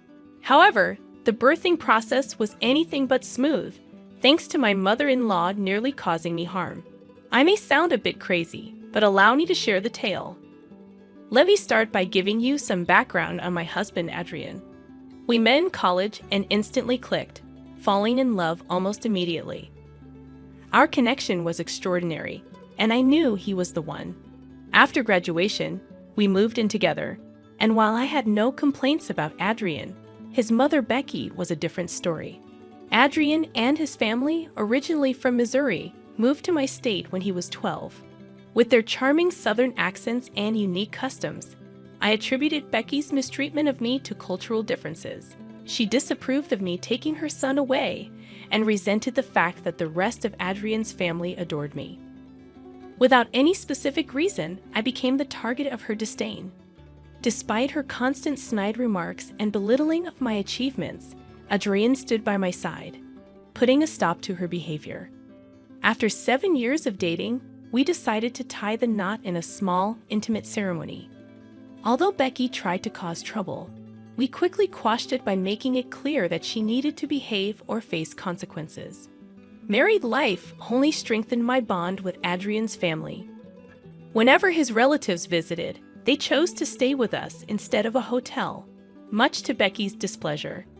She continued her attempts to sabotage me, but the support I received from others remained unwavering. Eventually, Adrian's relatives refused to interact with Becky without our presence, as they discovered she treated them just as poorly as she treated me. After 3 years of marriage, I began experiencing unusual abdominal pains. Brushing it off initially, I decided to get it checked, only to discover I was 4 months pregnant. The news was surprising, considering I hadn't shown any visible signs of pregnancy. Excited to share the news with Adrian upon his return home, little did I know the challenges that lay ahead. I prepared a lavish dinner and uncorked a fine bottle of wine. "Welcome home, sweetie," I exclaimed, catching my partner off guard. Curious, they questioned the extravagant setup. "What's with the fancy dinner? Why don't you sit down first?" I gestured for them to take a seat. "I have some news to share with you." "Okay, should I be worried?" I reassured them, "Absolutely not. In fact, I think you're going to be really happy." "All right, I'm excited." Spill. "So, you know how I've been experiencing those weird stomach pains?" I began. "Well, I went to the doctor today, and she ran some tests. Turns out my stomach is perfectly normal." Their curiosity piqued, they asked, "What was it then?" "Turns out, I'm pregnant," I revealed. "Oh my gosh, are you serious?" they exclaimed, surprised. "The best part is that I'm 4 months along." They were incredulous, asking, "How is that even possible?" "It's a hidden pregnancy. I haven't had any other symptoms, and those pains were actually kicks," I explained. Overwhelmed, they responded, "Oh my God, this is big news. I'm so happy." "I am too. And this couldn't be happening at a better time. We're finally doing well financially, and I was going to ask you if we could start trying anyway," I shared. Concerned about announcing the news, they expressed, "Oh, we're going to have to tell everyone about that. I'm worried about the way your mother is going to react." Acknowledging the tension with my mother-in-law, I replied, "You know how much she hates me. She hates that everyone loves me. I'm worried that with the pregnancy announcement, I'm going to get more attention and she'll hate me even more." Determined to address the issue, my partner reassured me, "If you're okay with it, I'll have a strong word with her about her behavior. You don't have to worry about a thing. The only thing you have to do is enjoy being treated like a princess." Heartened by their support, I agreed. I would like that talk and the princess treatment. I say we wait until we find out the gender of the baby before we have a celebration, though. They embraced the idea, saying, "I love that idea. Now, let's have a little celebration of our own." Eugene and I were elated with the pregnancy news, and though we hadn't made concrete plans, we had set aside some savings for the eventual arrival of kids. A month later, we shared the joyous news with our families. While my family was overjoyed, Adrian's family, except for Becky, reacted positively. Surprisingly, she barely reacted, scowling at us. Deciding to have a gender reveal party, we organized a backyard barbecue and invited both our families. Using the traditional cake-cutting method, we discovered we were expecting a boy. I was elated and eager to start decorating our nursery after the gender reveal party. Throughout the entire celebration, I felt like a queen, receiving abundant attention and numerous questions. However, my joy took a turn when I noticed Becky's absence. After some inquiry, I discovered she was in the house, prompting me to seek her out. Inside our home, I found her at the top of the stairs. Puzzled, I asked, "Becky, what are you doing here?" "The party's downstairs." Her response shocked me. "Oh, I'm just trying to find proof." "Proof of what?" "Of your lies." Surprised, I retorted, "Excuse me, what lies?" "Come on now, ain't nobody believing that you got a baby in there. Are you trying to tell me that you think my pregnancy is fake?"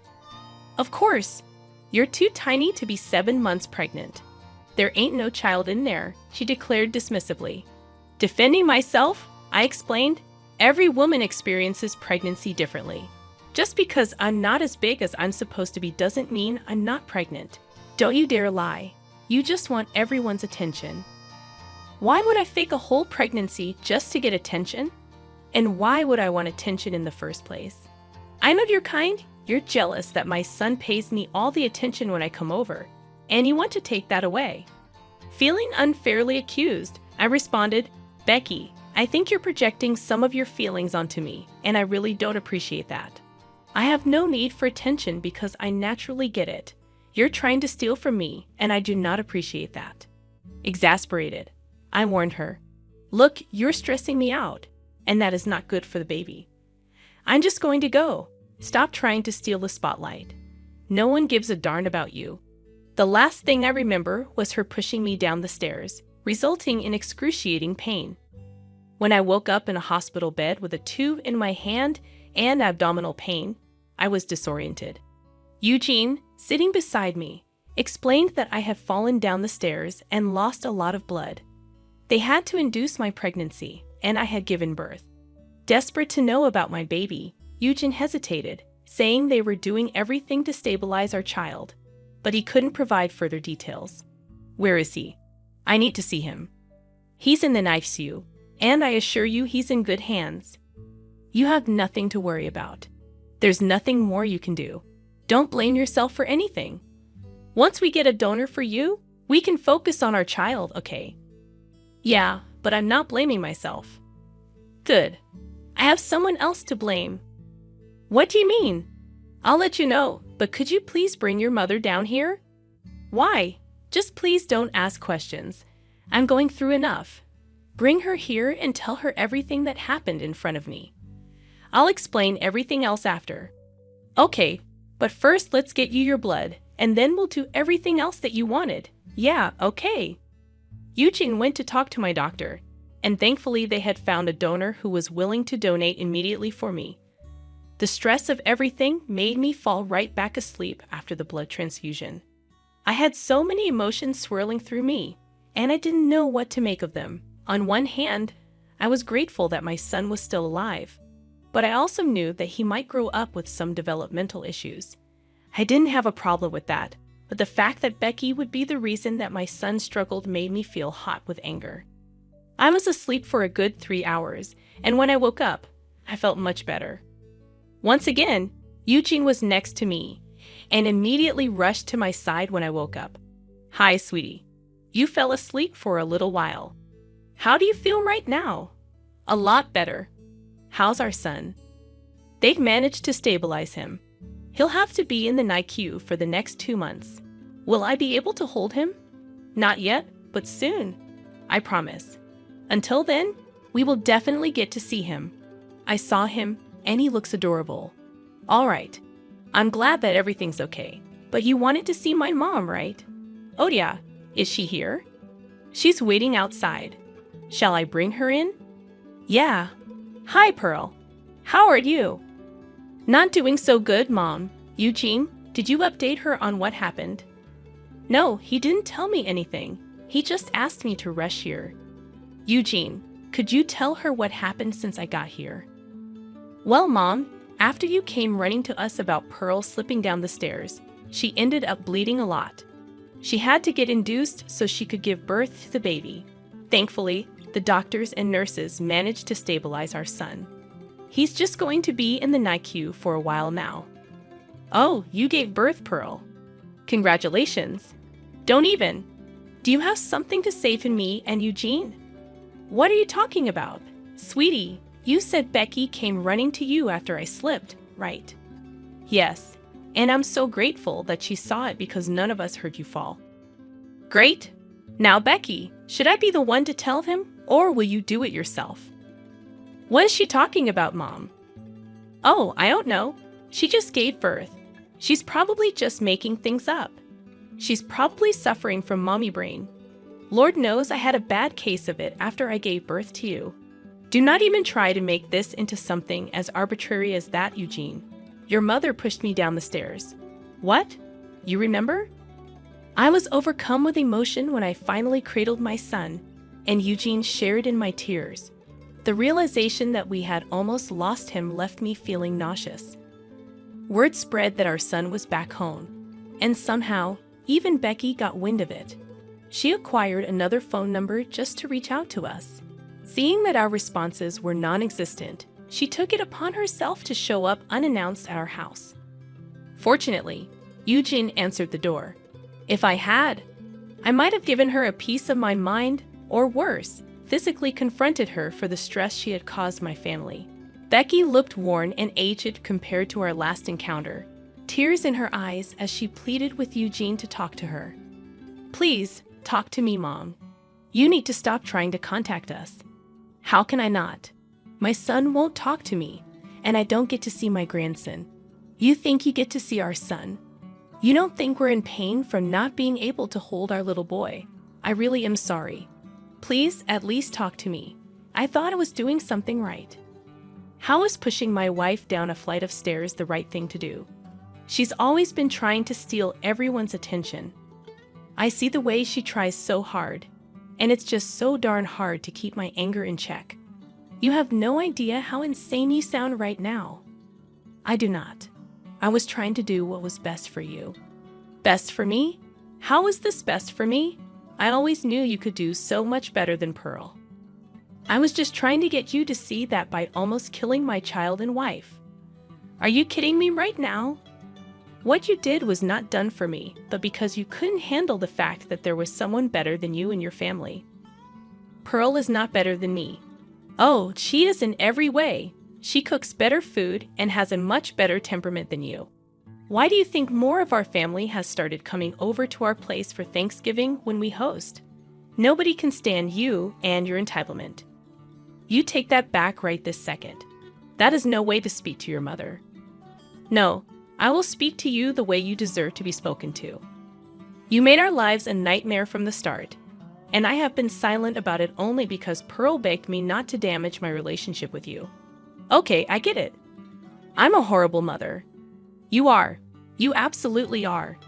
You're lucky that we're not going to the police about you hurting Pearl and our son. Oh, please. Like if you have evidence of it, it'll be my word against hers. Who said we didn't have evidence? Don't try and bluff me right now. Look, Pearl and I are exhausted, and we want this time to be as calm as possible. So, for the foreseeable future, I do not want to hear from or see you again. Do you get it? You can't do that. I want to see my grandson too. Oh, you are never seeing your grandson. What? You have no idea how much our son is going to suffer thanks to your jealousy. The least I could do is make sure that he never meets the source of his problem. I will fight for my grandparents' rights. Go for it. Bye. Eugene was furious that Becky still had the audacity to even show up. If it were me in her place, I would never have shown my face to my family. But hey, everyone's different, I guess. Becky did not give up on trying to contact us. Not only would she call and text us a whole bunch of times, but she would also show up at our doorstep and make a huge ruckus until we opened the door.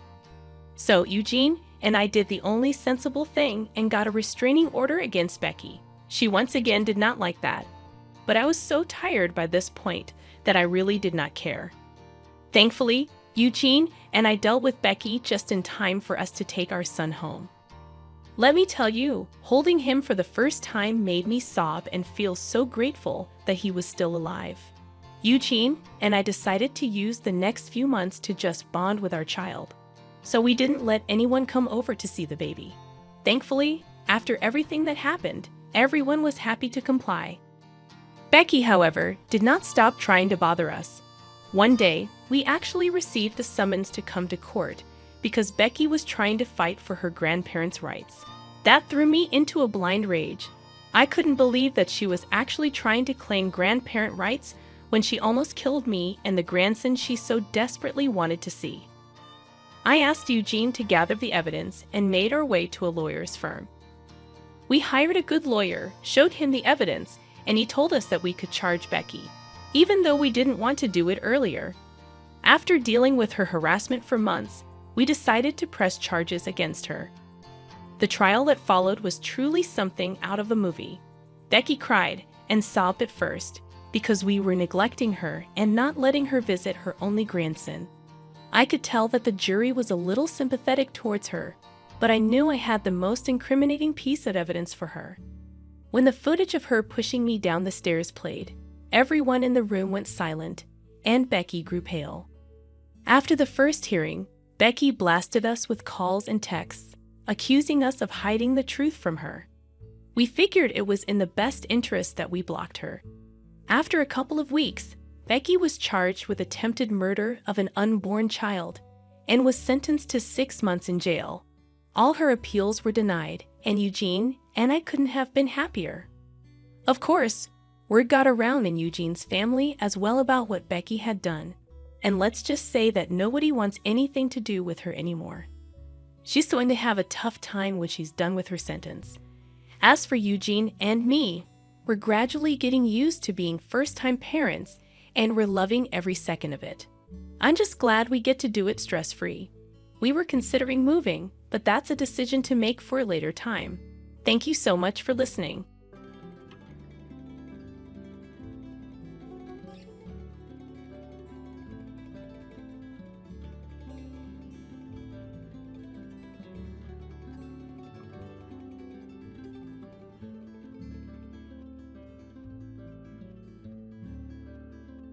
You overheard our conversation yesterday, didn't you?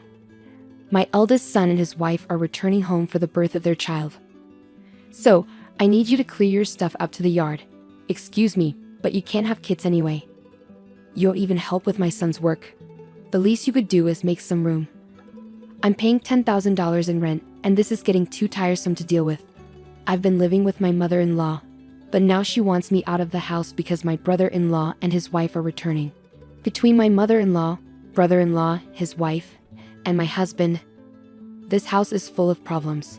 I've been trying to keep things running smoothly, but it's becoming a hassle to think about it all. I'm done thinking. Okay, I'll leave, but I can't just put my belongings in the yard.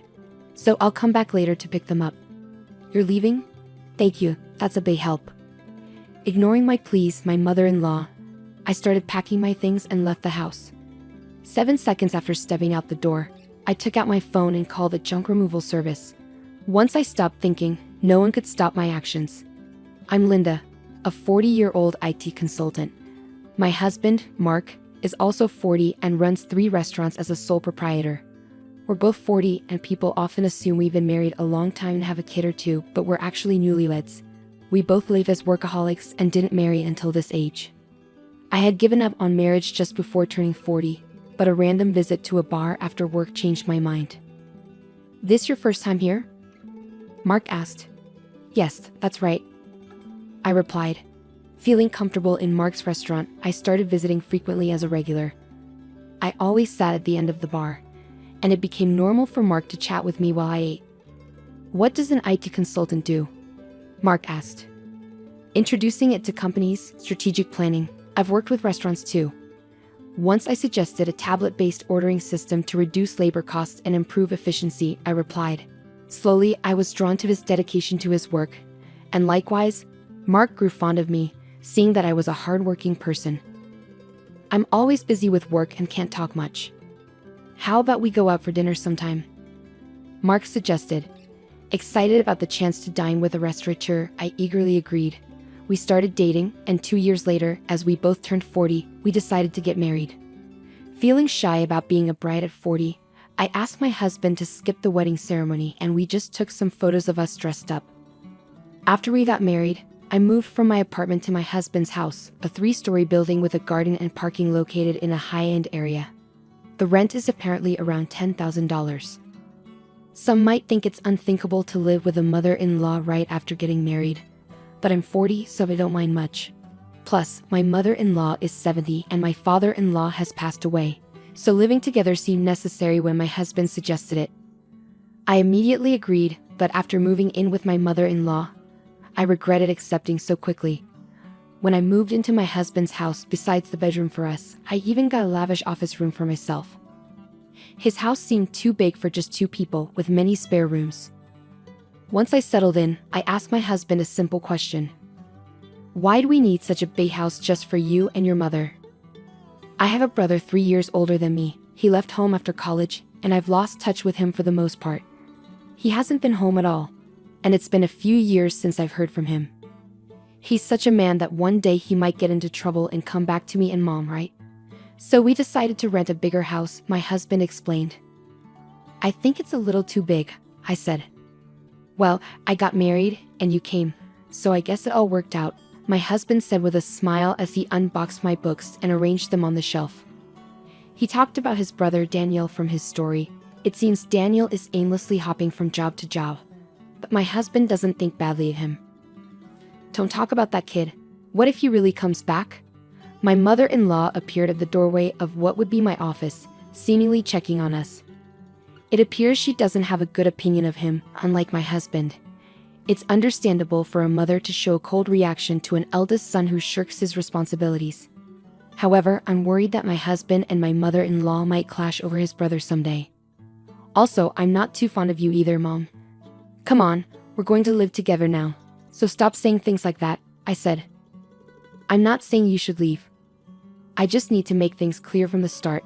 My mother-in-law walked away, her slippers making a padding sound. I'm sorry, I'll talk to her, my husband said. It's okay. I got a similar talk when we met for the wedding. I'll build a relationship with your mother as we live together, I replied. I took a book from my husband's paused hands and placed it on the shelf. It seems she doesn't like my age. I'm 40, so it's not impossible to have children, but I guess it's a challenging thought. Also, Mark's elder brother Daniel is not married and has no children, so there's a high chance that my mother-in-law won't get to see her grandchildren. That's why she's disappointed and wishes Mark had married someone younger.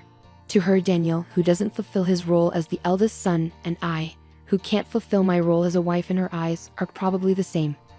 I understand her feelings, but I can't turn back the clock on my body, so there's nothing I can do about that one.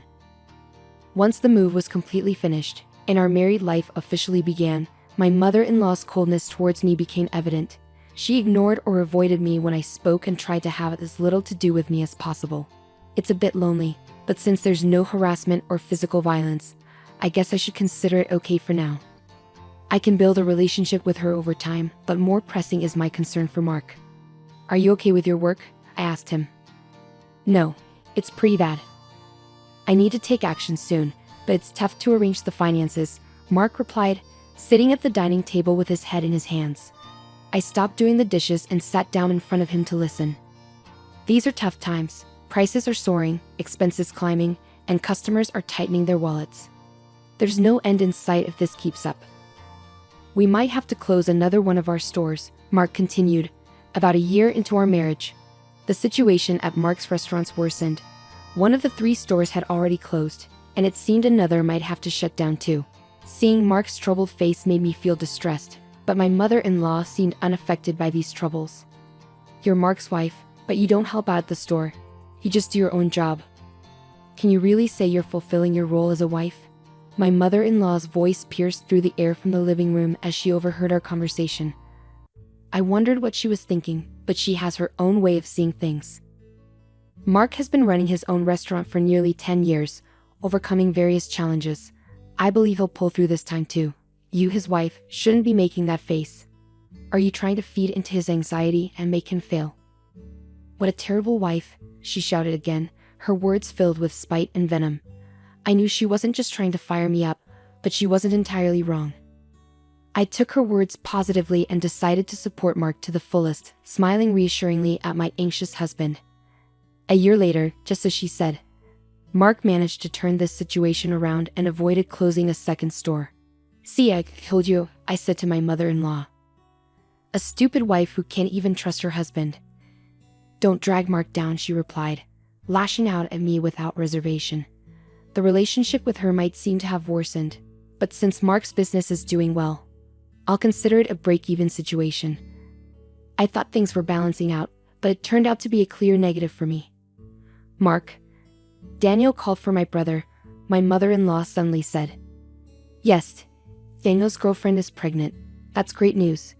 She's a 32-year-old who worked at the same bar as Mark. They asked, something.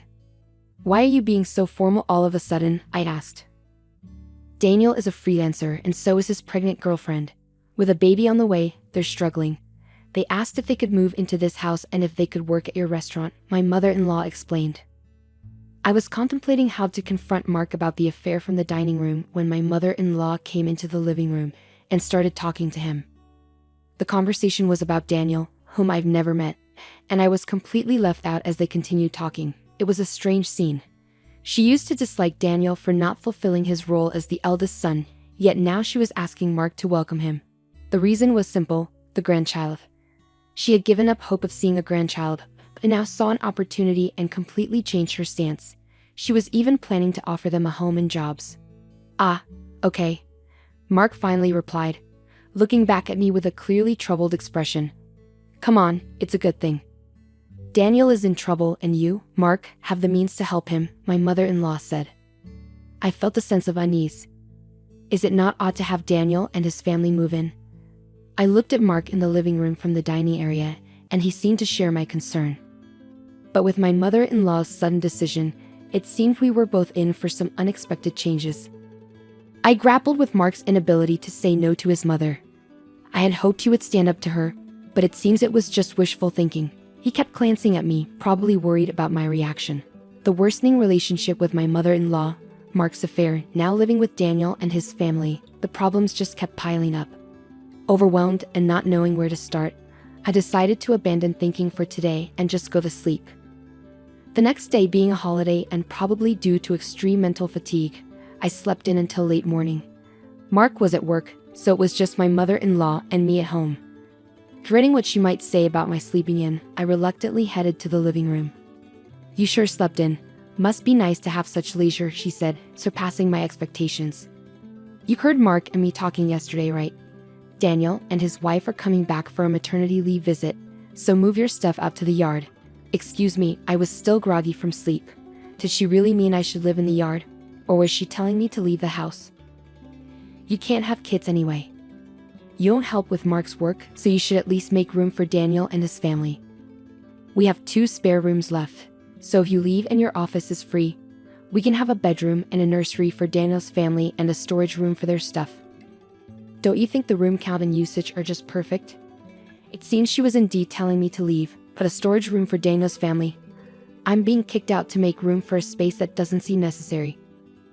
Originally, I was allowed to use the office because there were spare rooms, and I don't mind if it's gone.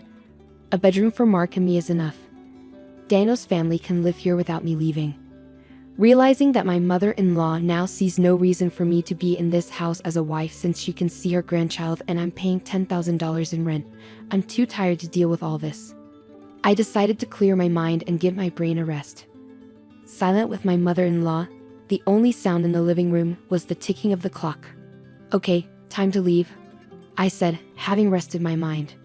I decided it's too much trouble to worry about what happens to Mark, my mother-in-law, Daniel's family, and their future. Understood. I'll leave. I can't put all my belongings in the yard, so I'll come back later to pick them up, I declared. You're leaving? Thank you, that helps, my pleased mother-in-law said, ignoring my words. I started packing my things and left the house. 7 seconds after stepping out the door, I took out my phone and called a junk removal service. My decision, made after stopping my overthinking, couldn't be stopped by anyone. Let them all regret this choice later.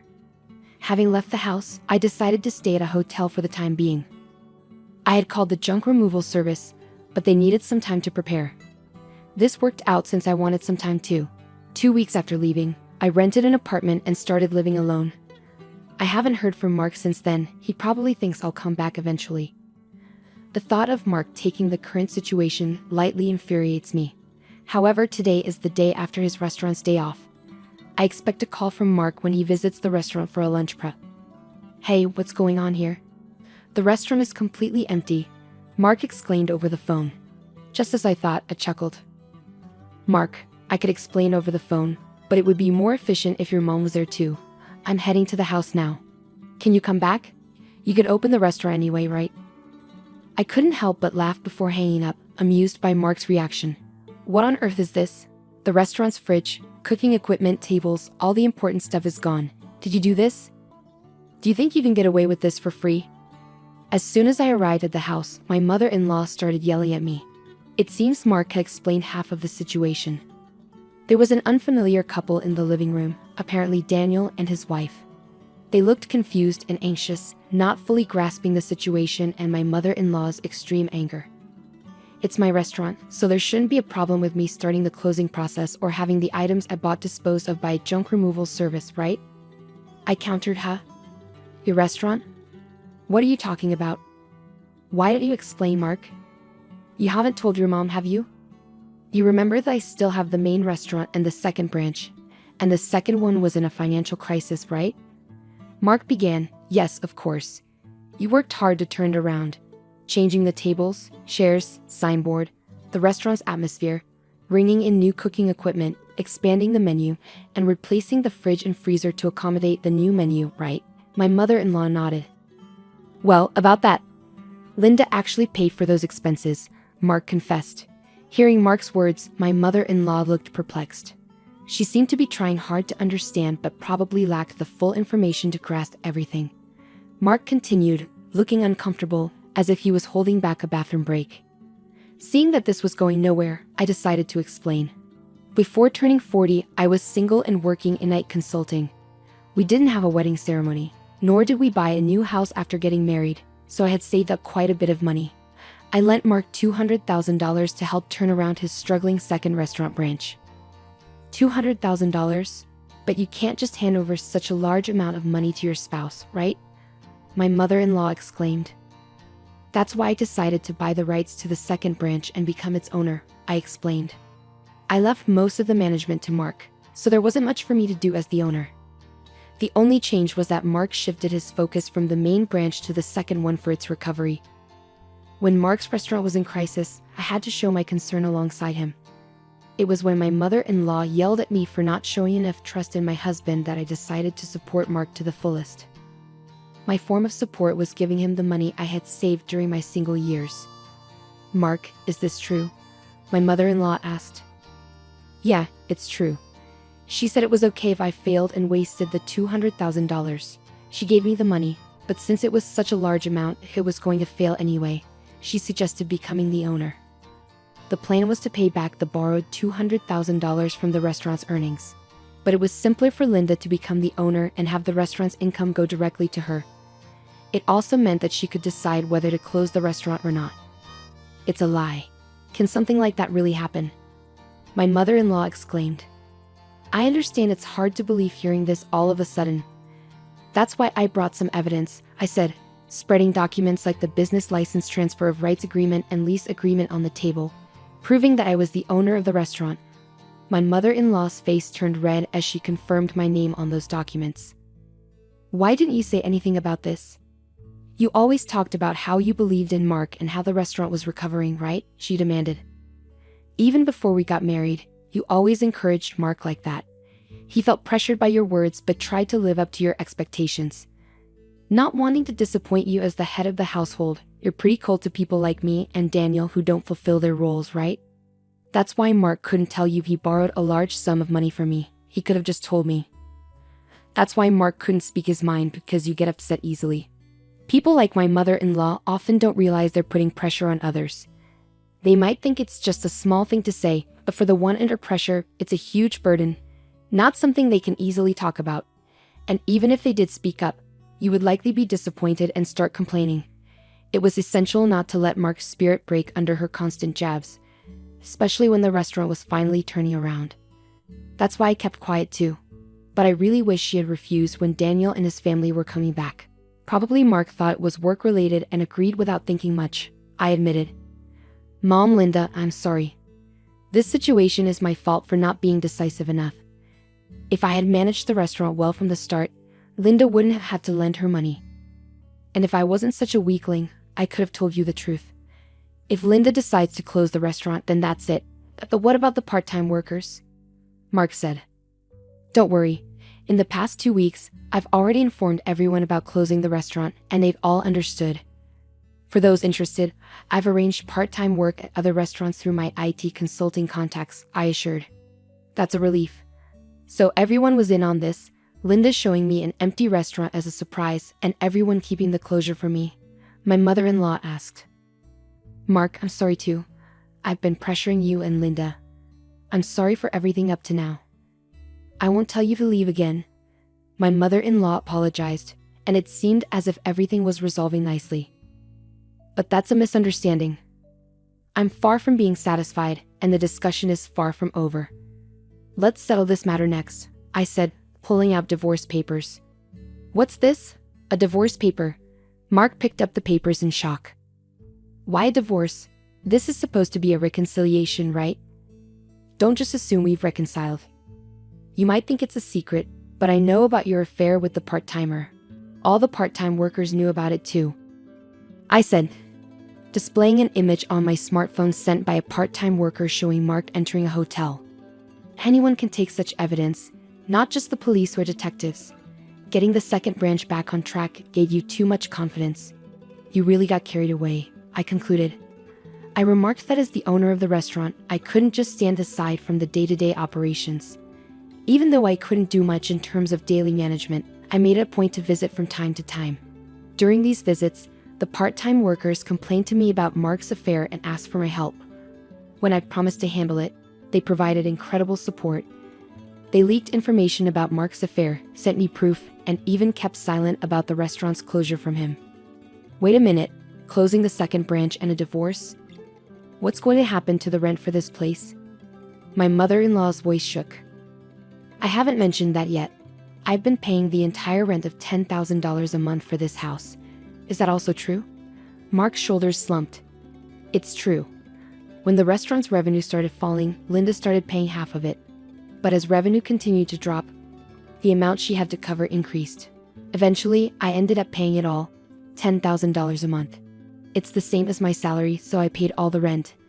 And Mark covered other living expenses like food and utilities.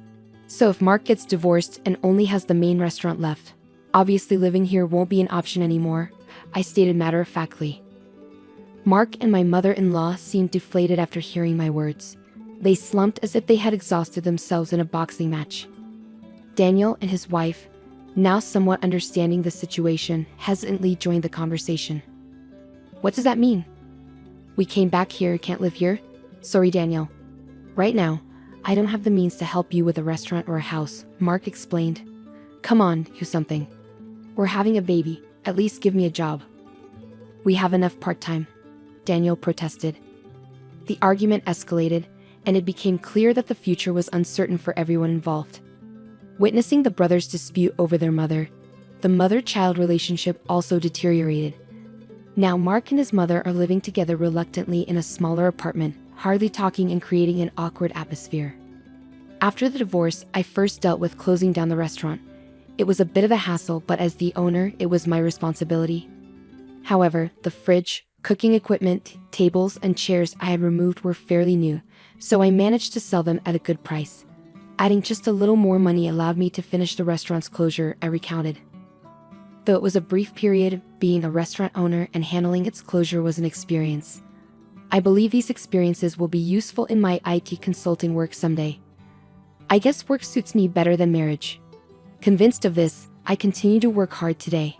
After the tumultuous events that unfolded, the conclusion of this saga brought a mix of resolution and uncertainty. I continued. The revelation of the true ownership of the restaurant, coupled with the exposure of Mark's affair, exposed the fractures in the family. The decision to close the second branch of the restaurant added a layer of financial stress and uncertainty about the future. Despite the apologies, it became clear that reconciling the strained relationships would be a complex and ongoing process, I added. The introduction of divorce papers, a decisive move by Linda, added another layer of complexity to this situation. The betrayal of trust both in the marriage and the business became a pivotal point that left the characters grappling with the aftermath. Linda's firm stance indicated that she was unwilling to overlook the breach of fidelity and was determined to take control of her life, even if it meant ending the marriage, I noted. As the fallout extended to Daniel and his family, the once close ties between the brothers strained, revealing the fragility of familial bonds under pressure. The uncertainty about living arrangements and financial stability left everyone involved facing an uncertain future. The emotional toll of the conflicts was palpable, as seen in the strained relationships and the awkward atmosphere that settled over the characters, I explained. In the end, the story leaves us with a sense of closure regarding the restaurant's closure and Linda's decision to end her marriage. However, it also leaves many questions unanswered about the characters' futures and whether they can rebuild their lives and relationships after the storm that shook the foundations of their family. The resolution, while bringing some clarity, marks the beginning of a new chapter for each character as they navigate the aftermath of the choices made and the consequences faced, I concluded.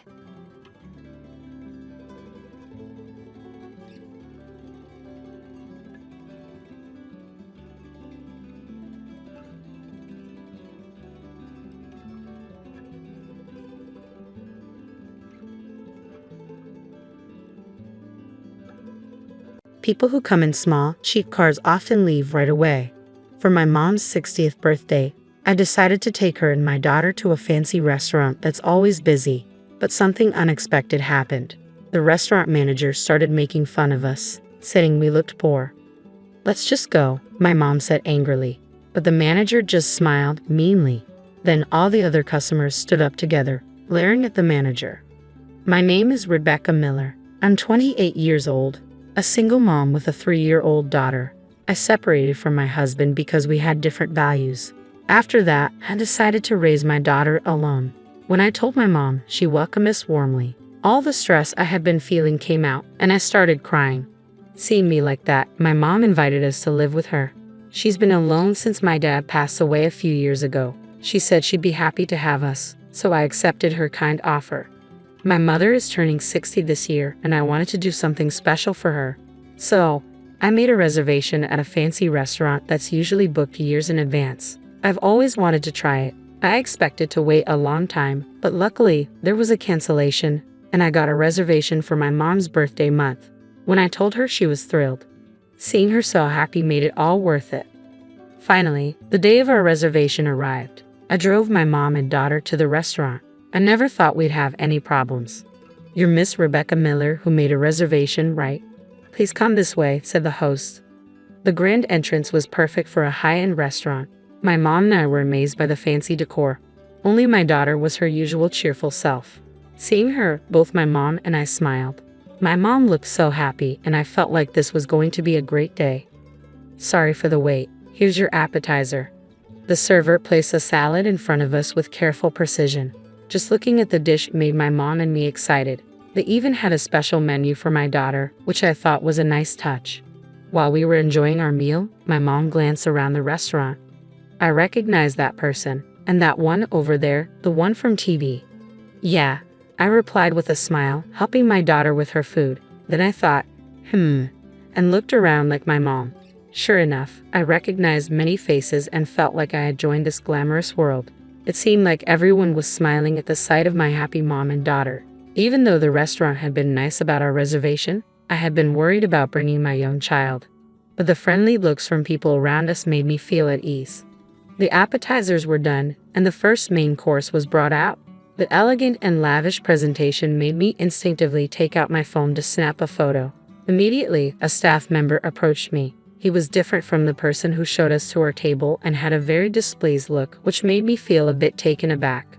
"Excuse me, can you please not take photos?" he said. "Oh, I'm sorry. This is what happens with poor folks. Why do we even have people like you in our establishment? Who let you in? Huh? I clearly heard his muttered comment, and it made me feel quite uncomfortable. Trying not to let it show, I looked down, not wanting to dampen my mother's spirits. But as I wrestled with my feelings, my daughter's crying brought me back to reality. She had dropped the bread she was eating on the floor, and her cries echoed in the quiet restaurant. Other patrons started turning their attention to us, and in a panic, I tried to soothe her. But the more I rushed, the less effective I was. That's when the rude staff member approached again. "Ma'am, you're disturbing the other patrons with the noise." "I'm so sorry. I'll calm her down right away." "You shouldn't bring kids to places like this," he said, his sarcasm evident. This time, my mother clearly heard him. She frowned and spoke softly but firmly to the staff member. "Your attitude is what's really tarnishing the reputation of this place." However, her words backfired. The staff's attitude became even more hostile. "You do realize this isn't a place for children, right? I was just letting you know. If you keep making a scene, should I call security?" His arrogance and rudeness made both me and my mother furious, but we realized that getting angry would only play into his hands. Taking a deep breath, I tried to remain calm. Beside me, I could hear my mother doing the same. "I truly apologize for the disturbance. My daughter has stopped crying. Can you give us a moment?" I said, trying to diffuse the tension. The staff member stood with his arms crossed, staring at us, clearly waiting for our next move. "Could you please calm down? You're inconveniencing other guests," he retorted sharply. To distract my daughter, I'd offered her some bread from my plate. Thankfully, it worked. She stopped crying and happily started eating. I let out a sigh of relief and shared a glance with my mom, trying once more to apologize to the staff before taking my seat. But instead of easing the situation, the staff looked even more irritated and confronted us again. "Do you even understand what I'm saying? I'm telling you to leave. This restaurant is too upscale for you," the staff member insisted, his tone dismissive. "But my daughter has calmed down now," I replied, trying to reason with him. "She might cry again, right? And each time she does, you'll be disturbing everyone. This is supposed to be a fine dining restaurant. You're ruining the experience for others. We haven't even received half of our meal. We've already paid in advance, and we informed the restaurant about my daughter when we made the reservation. There shouldn't be a problem," I explained, feeling increasingly frustrated. "So what?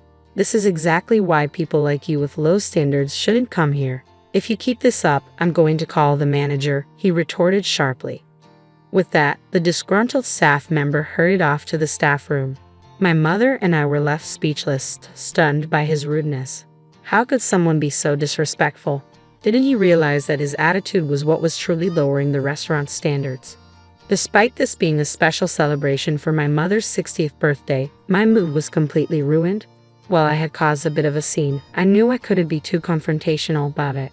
As my mother and I pondered our next move, the earlier staff member returned, this time with a man who appeared to be the manager.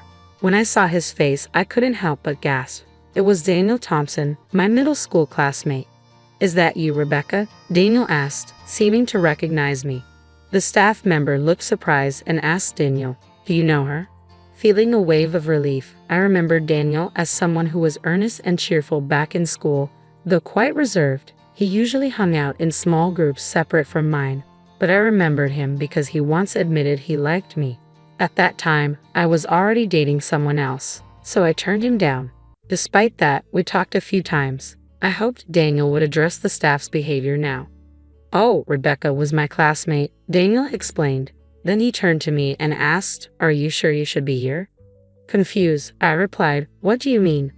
"I heard the rumor, you know. You're a single mom now, right? People say single moms are usually broke. My restaurant is high-end. It'd be a problem if you said you couldn't pay later," Daniel said with a mocking smile, openly assessing me. His words hit me like a slap. I blinked in disbelief, remembering him as a kind person from our school days. It seemed he had changed a lot. "How can you say that?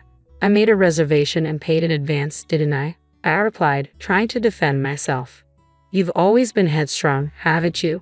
Maybe that's why your husband got tired of you. You gotta know how to flatter sometimes," Daniel retorted.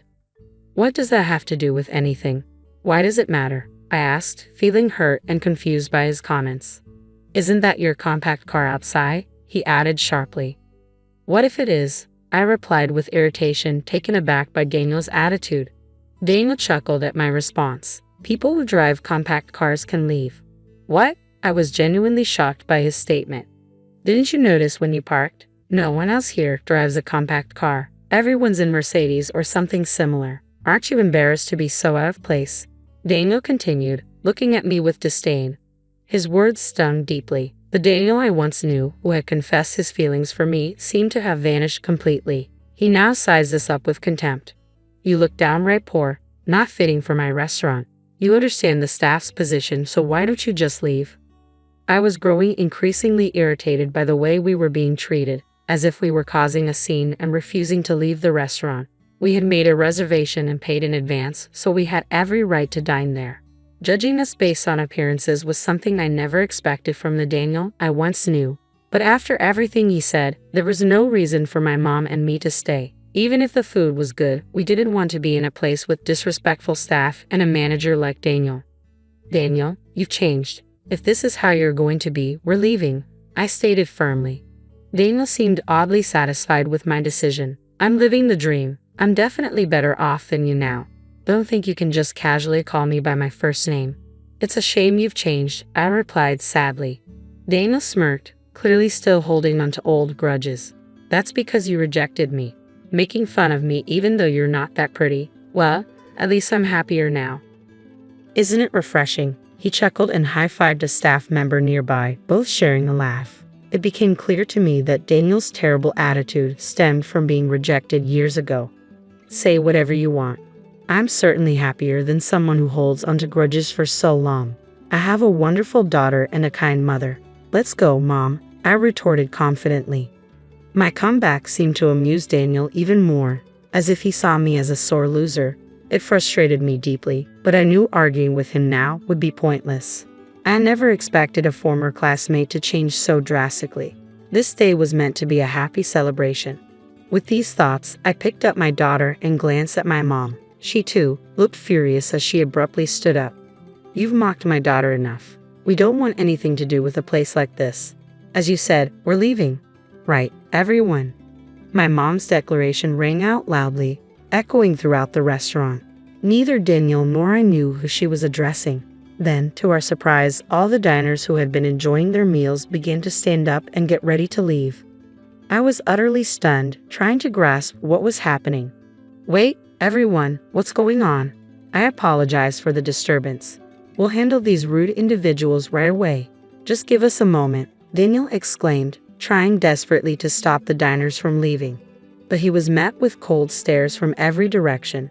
Daniel looked visibly flustered, clearly not understanding the sudden turn of events. Two elderly men stepped forward, shouting, "How dare you treat Mrs. Miller like that? We've been coming here for years, but we won't be back." Daniel was left speechless as the reality of the situation sank in.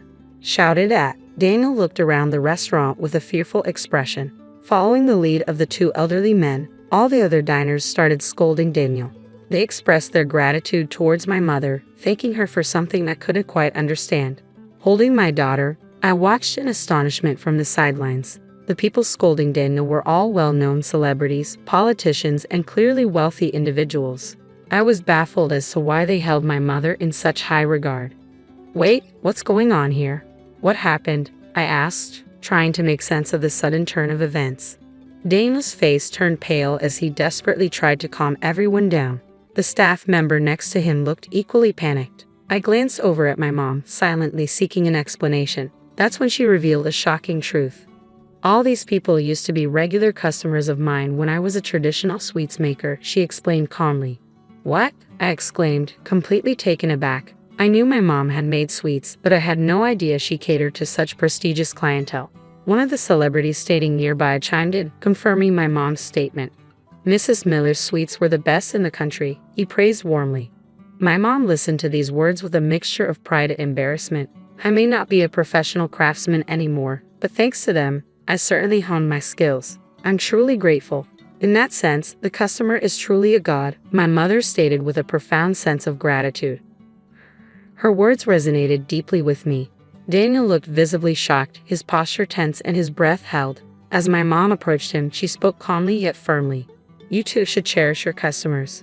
This restaurant means a lot to you, doesn't it? Daniel's response was defensive and defiant. Hey, cut it out. What's with this customer is God stuff? That's an outdated way of thinking these days. His outburst echoed through the restaurant, almost sounding like a cry of distress. But my mom remained composed, unfazed by his reaction. Do you really think that caring for customers is just a passing trend? She asked, her voice steady and unwavering. Hearing my mother's firm stance, Daniel struggled to find words. He appeared somewhat intimidated, yet he remained defiant and refused to accept her viewpoint. We are the ones providing the food. We're more important than the customers. This is absurd. I am important. If your daughter Rebecca hadn't rejected me. Daniel paused, then continued with an arrogant proposition. Apologize to me right now, and maybe I'll even consider making Rebecca my woman. It could be your way out of your struggling life. How does that sound? He looked at me with a smirk. His words disgusted me deeply, and I sighed heavily. I'm sorry, but honestly, I can't deal with you right now, I replied firmly, lowering my head in disappointment. Laughter rippled through the crowd around us, and Daniel's face flushed red with embarrassment. Despite thinking my response was clear, Daniel, with his misplaced confidence, seemed utterly unprepared for another rejection. Why not? I have money, you know. You don't want to be looked down upon, right? And isn't it embarrassing to be a single mother? Women like you probably can't remarry, so I'm offering to take you. Daniel persisted, his tone condescending. It's none of your business. Just because you have money doesn't guarantee happiness, my mom replied firmly, brushing him off. Daniel's face reddened even more in response to her rejection. I couldn't help but wonder if money was the reason behind Daniel's drastic change. They say money can corrupt, and witnessing it firsthand was eye-opening for me. How dare a single mother like you talk back to me? Daniel retorted, his frustration evident. At this point, I found Daniel's words increasingly irrelevant and pitiful compared to my mother's dignified response. Then, a booming voice interrupted from the back of the restaurant, startling all of us. We turned to see a middle-aged man entering the scene. Daniel's unease was palpable. Daniel, what on earth are you doing? The man demanded sternly. Why is Dad here? Daniel muttered, clearly caught off guard and uncomfortable with his father's sudden appearance. I heard Mrs. Miller and her family were dining here, so I wanted to greet them. What's with all this commotion? The man who had appeared was Daniel's father. I hadn't seen him since middle school, but he seemed stern and dignified. Earlier, one of the staff had mentioned the boss, so this man must be the owner of the restaurant. I appointed you as manager after hearing you lost your job, but the business is only declining. Now I see why, Daniel's father said disapprovingly. What? You saw? Daniel stammered, clearly caught off guard. Yes, I arrived earlier. I peeked in when I heard the commotion, and there you were insulting Mrs. Miller's family. With all the arrogant things you were saying, do you even realize how wonderful a person Mrs. Miller is? Daniel's father interrogated him sternly, and Daniel was visibly sweating. What? This old hag is supposed to be someone special. Daniel retorted, his disrespectful tone clear. Watch your mouth. Mrs. Miller helped fund the opening of this restaurant, Daniel's father reprimanded sharply. Ha! This old lady has that kind of money? Daniel muttered, surprised and somewhat incredulous.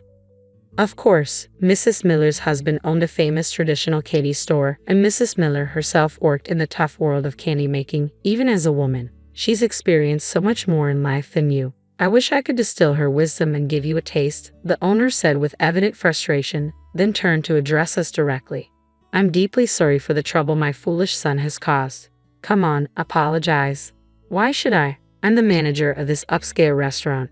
Didn't you trust my abilities enough to leave me in charge? This is my place. I make the rules, Daniel retorted stubbornly. Enough of your arrogance. What have I done, entrusting someone like you with this responsibility?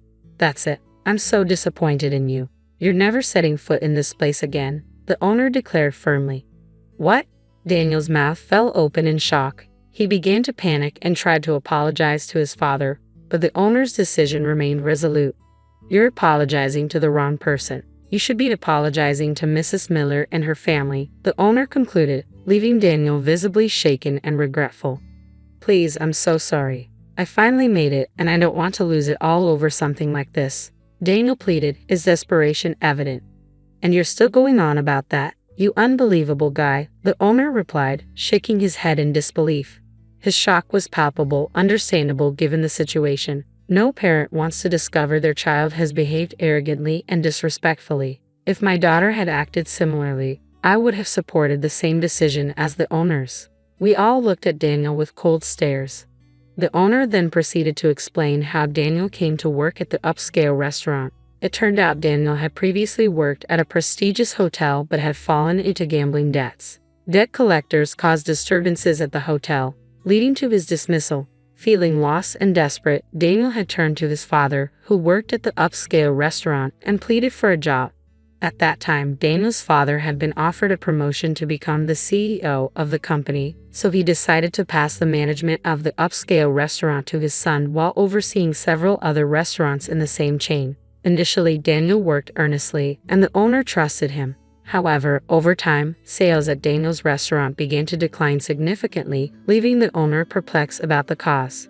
I've received complaints about Daniel's terrible attitude from the staff, but there was no concrete evidence, and I wanted to believe in him because he's my son. Today, the hope turned into certainty. "It's truly disappointing," the owner said, looking at Daniel with a heavy heart. Daniel appeared stunned, as if the realization had struck him like a bolt of lightning, and he started to apologize desperately. "Dad, please forgive me. I've been trying my best, haven't I? Rebecca, please speak to my dad for me," Daniel pleaded, turning to me for support. "What exactly should I say?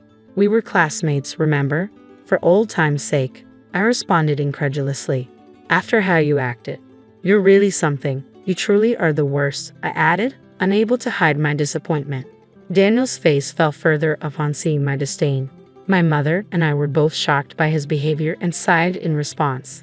Following these events, Daniel lost his position as the manager of the upscale restaurant and was disowned by his father, leaving him homeless. It later came to light that Daniel had accrued new debts he had concealed. Despite earning a good salary, he had spent most of it on gambling and had mistreated his staff almost daily. Interestingly, he had shown favoritism towards one particular staff member who had often caused us trouble. This individual turned out to be Daniel's former college junior, whom Daniel had hired against better judgment. Due to the junior's problematic work attitude, he was also dismissed from the restaurant along with Daniel. Having lost everything, Daniel sank deeper into gambling to cope with his losses, struggling to repay his debts. It's clear he's not a good person. Despite Daniel's actions ruining my mother's 60th birthday celebration, we managed to salvage the day by gathering everyone from the restaurant and relocating to a hotel room for a party. Surprisingly, the hotel was owned by Daniel's father, who graciously allowed us to use the space as a gesture of apology. It turned into a memorable event where I made new friends and witnessed firsthand how beloved my mother is. Many of the guests had known her from her days as a traditional sweet maker, visiting her shop to buy sweets as gifts. Her enduring connections highlight her charm and kindness. Inspired by my mother's example, I aspire to become a role model for my daughter just as my mother has been for me.